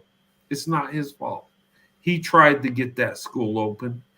Oh, he was heroic, and he fought the white power structure, and Umar was on the front lines, and darn it, it's just a shame he couldn't open it. We just live in too much of a racist society. That's my theory. I mean, what do you think? Because how many years has it been going on? And he does little things here and there, but it still don't open. Seriously, I'm just looking at this logic. This is actually a brilliant way to get out of it. And they'll say, well, that's discrimination. You can't do that. And he'll say, well, you've been discriminating against black people ever since we got here, so it makes him look like the hero. But then again, it's his way out. It's his escape hatch. And guess what? Who's at fault? White supremacy? Yeah. True. Yeah. I think that's it. Right? And I always think it's crazy. I don't believe in any of that kind of stuff. Like I think there's so many dumb white people. The whole white supremacy thing is not even possible. I grew up around too many dumb people. I just, we are. I don't think it's possible. Hey, listen, the white liberals will buy off on his excuse, and they'll look. He's got a lot of white followers that just give him money left and right, and he boasts about it, but he does. If you read, There's a lot of dumb white people that just throw money at them, thinking that they're courageous, thinking that they're doing something great, but they're just being swindled out of their money.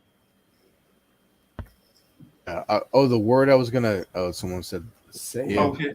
Look up the word introitus, and then you'll know exactly what I was talking about. Introitus. Yeah. No. So. I don't want to.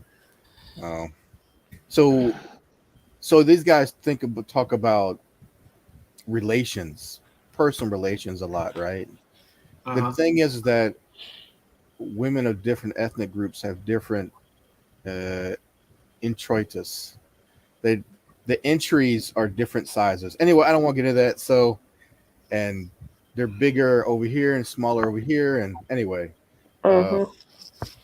okay, you lost me. Never mind. No, I looked it up. I'm like, oh, okay, yeah, I'm sure you don't want to go there. All right. Yeah. Everything is going right now.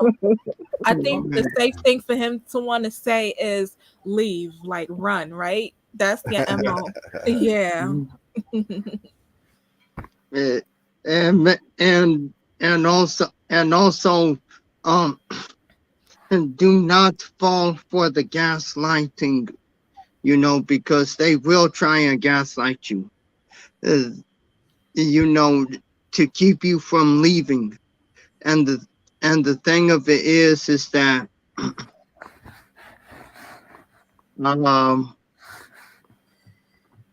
and the thing of it is that the gaslighting is so strong in the Black community because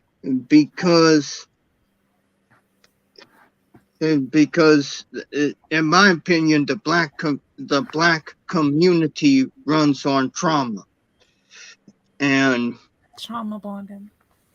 Yep, and if Black women, and if the Black women who want to do better, they break out of that trauma bond and actually leave the Black community, then they will go in an uproar and saying that she's a race traitor. How is she a race traitor when the majority of Black men still date outside of the race more than Black women do? I mean, protect the Black males instead of us. They know that Black males. I'm sorry. I just wanted to add that they know that Black males have divested before Black women even considered that. It was up until a few years ago that we decided to vocalize our frustrations about Black males and start to expand our options. We would. This is a recent thing. They have been done this. They have been against Black women since BC. These people, they sold Black women. They sold out Black women, and they've continued to abuse Black women ever since. But they're not going to hold them accountable because the community is pro-Black male versus Black female, or Black women rather. Yes. Mm-hmm. Yeah. That's Hey the guys. goalpost again. Yeah. That goalpost has some easy moving wheels, don't it? Yeah. What's that comic that you said? I'm sorry, not that comic, but that stuff that thing that you just said, the white boogeyman. What was it that you said again? The evil white boogeyman radio hour. Oh, y'all coming up with a radio? Oh, let me find out y'all come up with a. Oh no, this is gonna be so lit. No, this is gonna be lit. I've been thinking about it. Oh, hey, Fiberton, that would be a great show. That'd be a great name. Yeah, it'd be 1 hour. Oh my God, it would be a blast to go. Yeah. We can create propaganda. Oh yeah, it could be like a whole pre-recorded hour. Oh my god. Oh evil my white god. boogeyman radio hour. It'll be a hit. Hey, y'all know y'all gonna get a lot of liberals, right? Y'all gonna get a lot of liberals. You could start it off like Alfred Hitchcock. Good evening. Welcome. Yeah, right? Good evening. This is the horror. Oh man.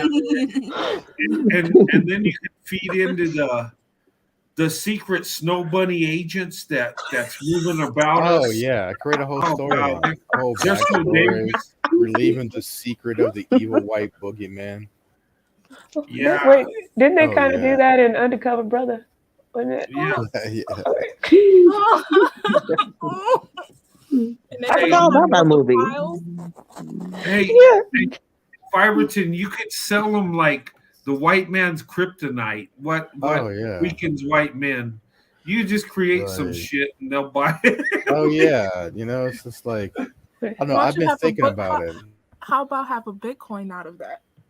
Right Yeah, there. yeah. Like I've been thinking about just putting together an hour piece and then just putting it up, but like have to record a bunch of different stuff, a bunch of different obviously satire nonsense to string it all together to this long story, the backstory of the evil white boogeyman, aliens, and all kinds of different. Just string all of these nonsense ideas that some of these far crazy people talk about, and actually like quote, because you know what they're gonna do? They're gonna take clips of this and then like, see, the white man confirms what I've been saying. Good, you'll get a lot of You know, traction. That's good traction right there. and all you're The doing evil is just abnormal. creating.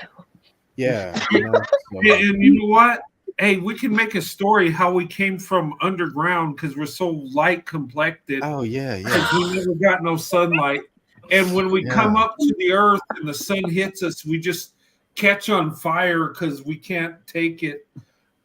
Yeah, and then Quite into it. you drop little nuggets about living in this, longitude, and then everyone's gonna turn white because actually everybody will, because of the angle of the sun to the earth and how much radiation passes through, blah blah blah, all that stuff, right?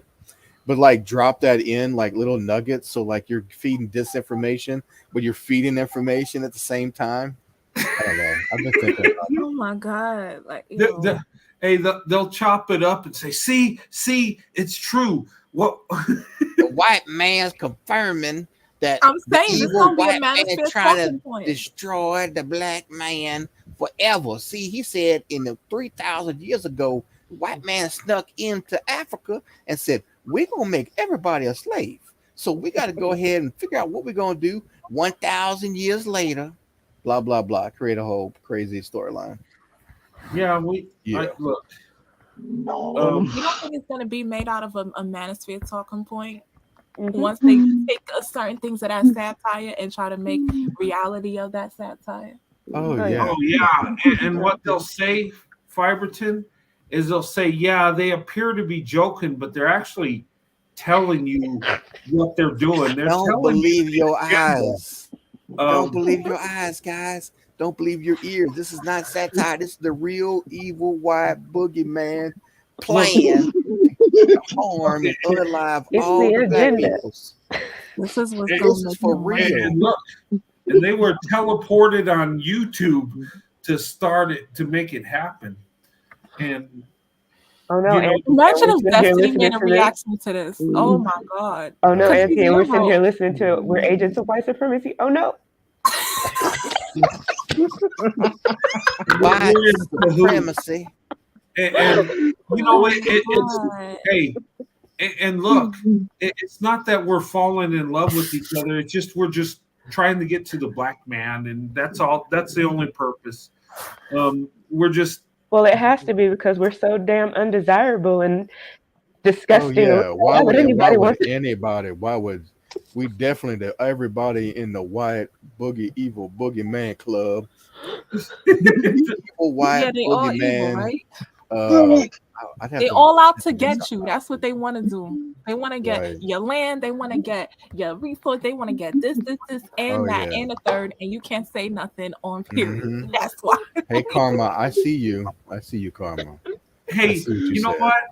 It would be like if we can make it like that movie. What was that old movie where there were aliens and it had Roddy Piper in the 80s? You remember that show? They put on special glasses and you could see the aliens. They obey. Oh yeah. You know what I'm I talking remember about? that. Yeah. They That obey. was Dang it! What was that? That was the It, V. Are Was you it talking V? about V or they? I think it They? was Was it they. It they? was kind of like V in a way, but it was. I think it was they because there were people like walking around each other, just looked like regular people, Hmm. but you put on these special glasses, you could see who the aliens were, Yeah, yeah. and I then like recently saw that. That was wow. yeah, it was like a cheap. I think it was like a cheap B rated movie, but it had that wrestler Roddy Piper in it, Hmm. and some Right. black dude, and they figured out that there were aliens out there, and Oh we yeah, could, we would do the whole we're lizard men. We wear yeah, special yeah, suits. Oh yeah, yeah, we playing Like people all of the. Earth. Oh yeah, we'd have crazy white people listening to. So it yeah, would grow big. Because then look, you think about it, the demographic is all crazy people. yeah, and we could sell like little. Hey, this could be a marketing thing. Right. That's what Like I'm little saying. detector kits, how you can see if they're aliens or not.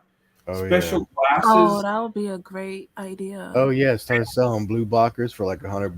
Okay. That would be a good marketing ploy. I'm telling And you. put a piece of tape over a blue blocker and just write Anything something with else race over it. involved. Anything with race involved, people will eat it up. Oh yeah, yeah, yeah. Yeah. So And you you buy know a what? bunch of blue blockers for almost nothing, and then put a little piece of white tape over the blue blocker name, and And just then sell scribble it for like something else in. $50. Yeah, and like when they get it, it's like, "Well, you a dummy." With your little secret Dakota ring. Yeah. Right. So yeah. Special glasses. We could have a alien survival kit. Yeah, And then use exactly. the money for I don't know something. I don't know. Give the money So, away to something. Yeah, hey, do charity and everything. To Yeah. And actually then put talk that about the plan into UFOs. action. Talk about the UFOs. Oh yeah. The Aren't they balloons called are actually UFOs. AEPs now? Aerial or aerial phenomenon or something. I forgot. They changed the name. Yeah. You said aliens are UFOs? Oh, because they still sometimes they still use UFOs, but they changed it to Yeah. some kind of Unidentified aerial aerial electric phenomenon. phenomenon or something like that that they changed it to instead of Right. UFOs. You said extraterrestrial? Mhm. Yeah, for Unidentified aerial phenomenon. yeah that. That, that's the legit government how they talk about these things. They don't understand what they're seeing. Hmm. oh Oh. my God, I got an idea for a show. I think I'm gonna go in the backyard when it warms up and do a live stream and talk about aliens and um, Oh. Yeah. well, hey, Yes. We do dress up and all kind of crazy stuff. Have wear alien you know clothes. what? Hey, look, I live in New Mexico. You know, maybe I could travel to Roswell, where in the Right. '50s, where that spacecraft supposedly crashed. Maybe I'll go there and Right. do a show, and because I could get a lot of information, and I can make this. And you know what? You know what it was? It was aliens, but it was white people. That's look. We've been teleporting on this earth since it began. Um, Right. because black people were the original people. They are the people. We're And the then aliens. the We're the white ones- honky Yeah. gorillas came and then took You say all honky a the. lot. Like, Yeah, I like the word honky. Honky You know cracker. what you know what the meaning of honky is? what is it? Have you I researched it? Man. I did. I Nope, looked it but up. I've heard heard what of I it. yeah I've heard of it. I don't know Yeah. if it's true, but it's like they would chase down certain folk and honk at them or something like that Honk them like what? Like in their trucks. cat call? Or not cat call, but No, what honky means? Okay, I looked it up, right. And I looked up cracker too. oh god. Yeah, cracker. I originated with the British, and it was like I think it was like a diss More on for it's northwestern, where crackers are actually northwestern Oh, is it? people. Yeah, that basically Ebonics is actually cracker language, actually. But we now know that, but they didn't know that 20 years ago. But they know that now. Yeah. But I read too where it originated, where it was like the poor farmer, the one that didn't have the plantation, that just had the little Hmm. farm that just barely got by. It was the early term for white trash, you might say, Right. um, that the British gave to us because they looked down on, the small farmer because he didn't have no wealth. He just had enough food for him and his family. Um, yeah, and honky, where that came from, is when white men would get with black prostitutes, right?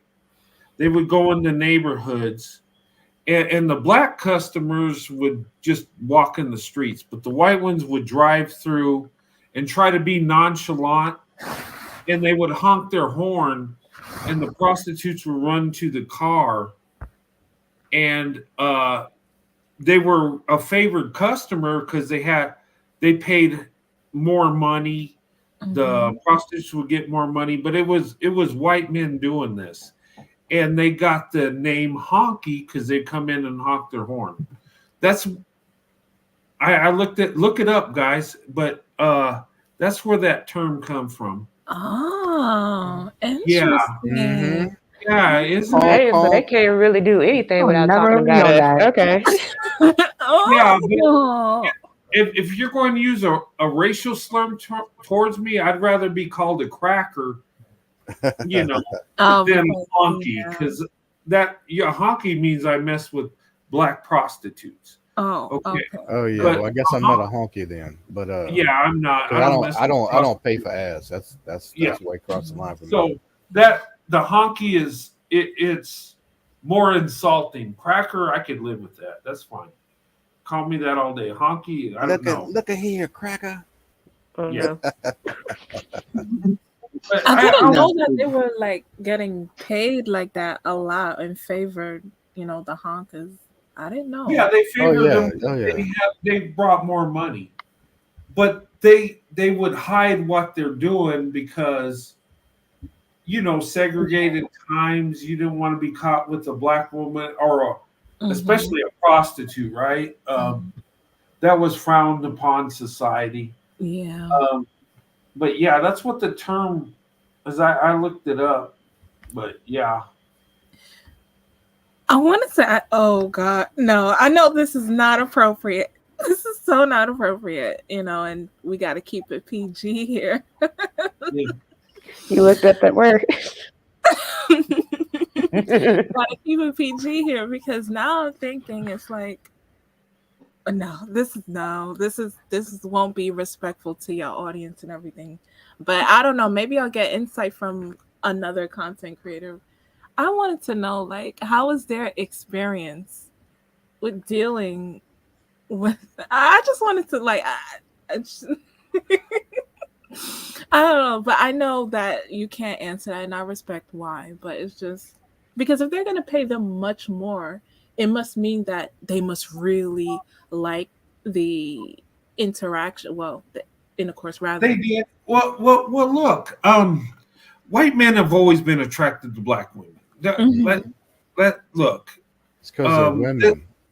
yeah, and black women are very beautiful women. They are. Look, Hmm. even racist white men could see the beauty in black Hmm. women. Don't Yeah. kid yourself. Hmm. And black women have always been desired.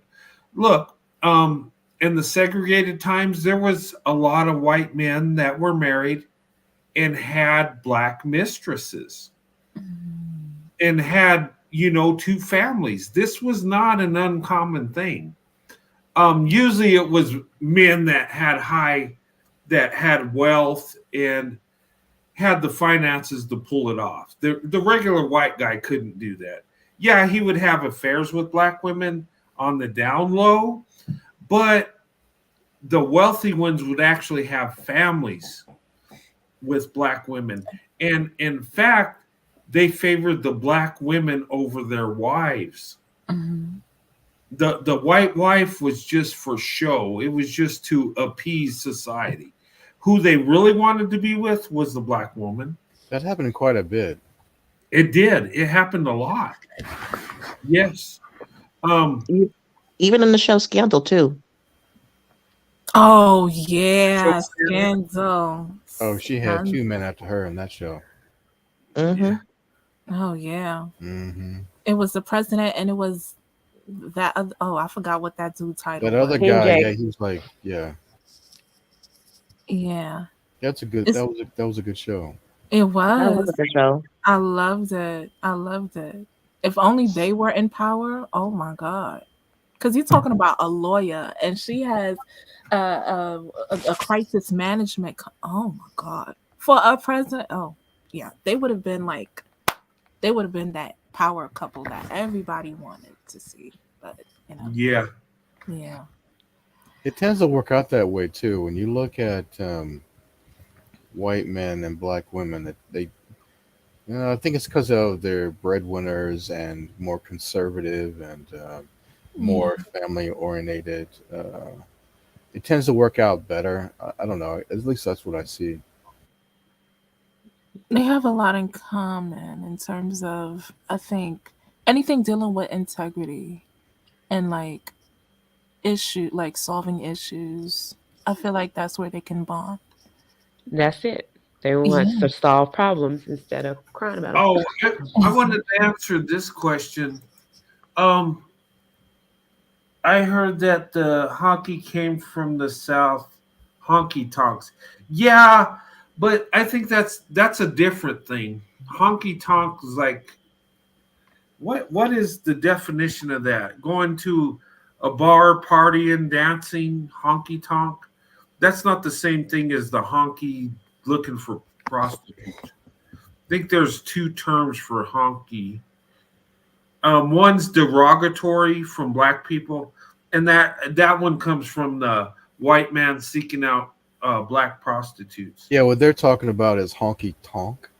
Yeah, That's actually a thing. The etymology of honky and honky tonk are two different things. Yeah, it's a different. Yeah. Yeah, because a honky tonk is like a low end nightclub, really. Yeah. A dancing place, what have you. Yeah. So if you go to the honky tonk, you're going dancing, you're going drinking. What music do they play on the honky tonk? Is it like country music? Country music? Or Yeah, in fact, I just looked up honky tonk in the etymology, and it says it was first seen in 1893. Cheap nightclub, Texas, Oklahoma. Yeah, that makes sense. Districts. Yeah. Yeah, and that's when they talk about that, that's a cheap bar, I guess. But you'll hear them talk country singers talk about honky tonk. That's what it is. Yeah. Oh man. Karma is that cool? Yeah. Hey guys, I gotta close this up. I gotta go to work in a few hours left. We have a good night, Brent. Okay. Good night, Fiverton. Good night. Alexander, have a good night. Fiverton, Princess Amaya, Dark Mother's Vessel, Auntie. Yes. Wonder Woman. Let's show her again. Isn't she beautiful? Yeah. Where is she? Oh yeah, here we. Yeah. Oh, yes. Yeah. This is gorgeous. Yes. I love this. Yes, that picture is gorgeous. It is. That is motivation all 2023. Yes. Oh, yeah. All 2023 onward. Yes. And just remember, evil white boogeyman crackers unite. Okay. Oh my God. Can you not? Evil white crackers unite. Cracker power activate. Yeah. Crackers united? Like what?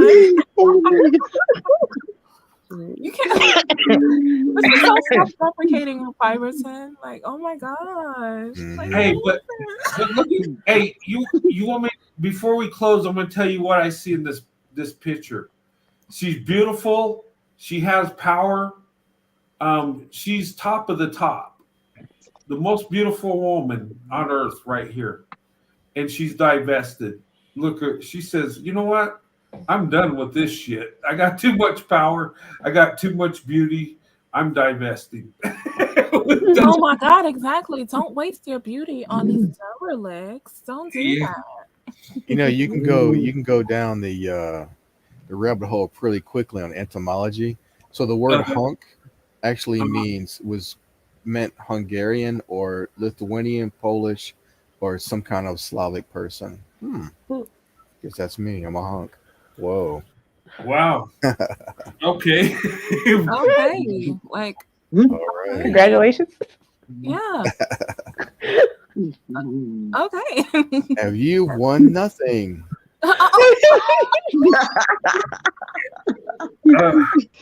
Okay, guys, I gotta close this song. I would give a final statement, but it's too late. I gotta go to bed. Yeah. Bye. Bye. Have a good That's night. all good. All Thank right. you so much. Have a good night, everyone. Yeah, have a good night, guys.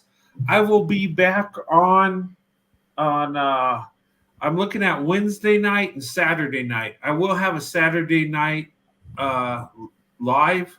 It'll probably be a little late, but it'll be a Saturday night. So if you want to join me on Saturday and Thursday, our Wednesday night, I'm going to have one because I think Vincent goes on Thursday. But look at my community page. So join Vincent's show. That's going to be a blast.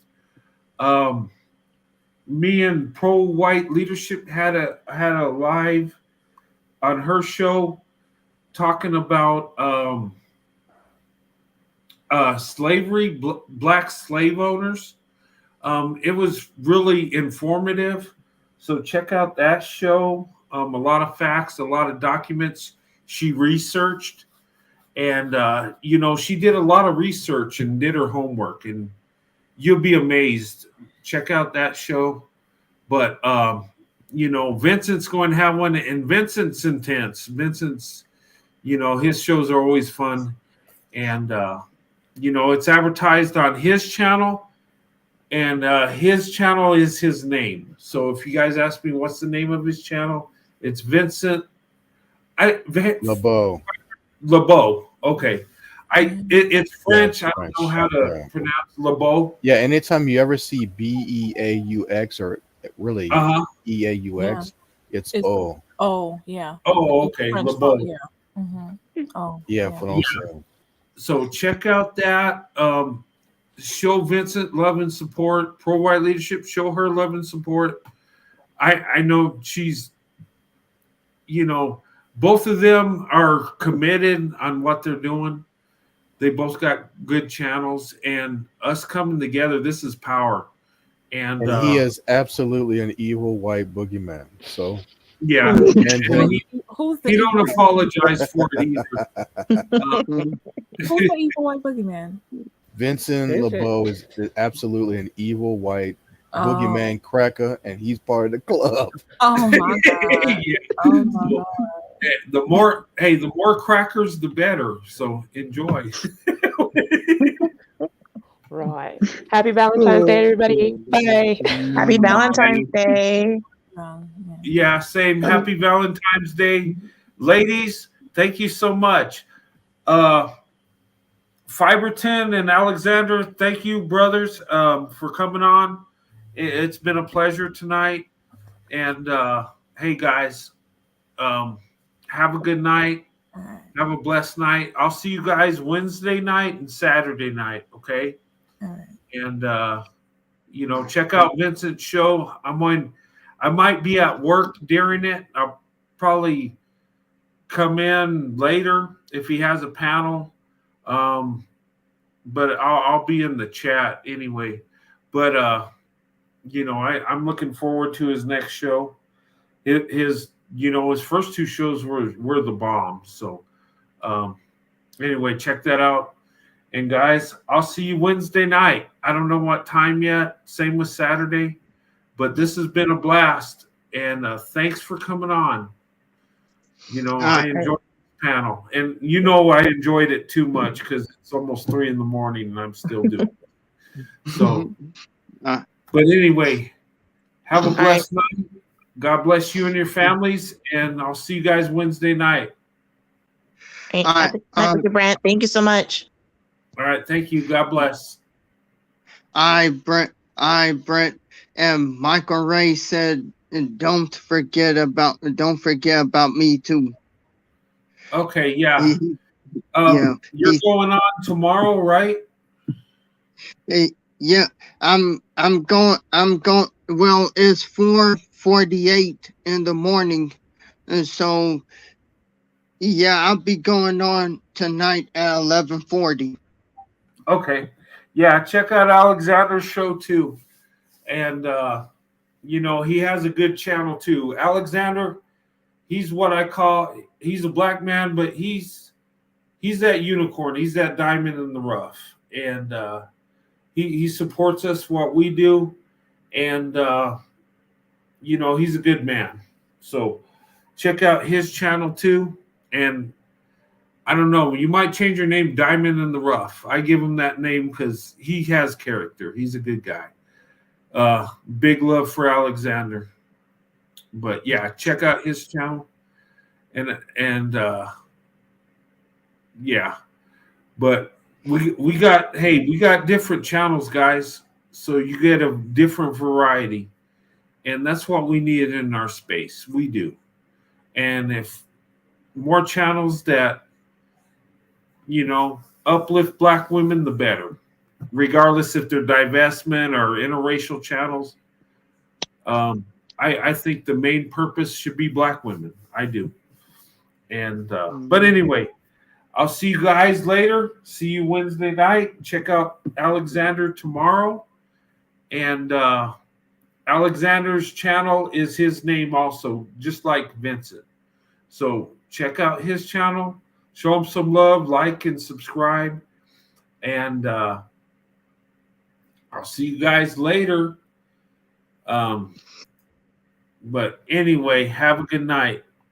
Alexander, I'll see you, my brother. Have a good one. All right, you too. All right.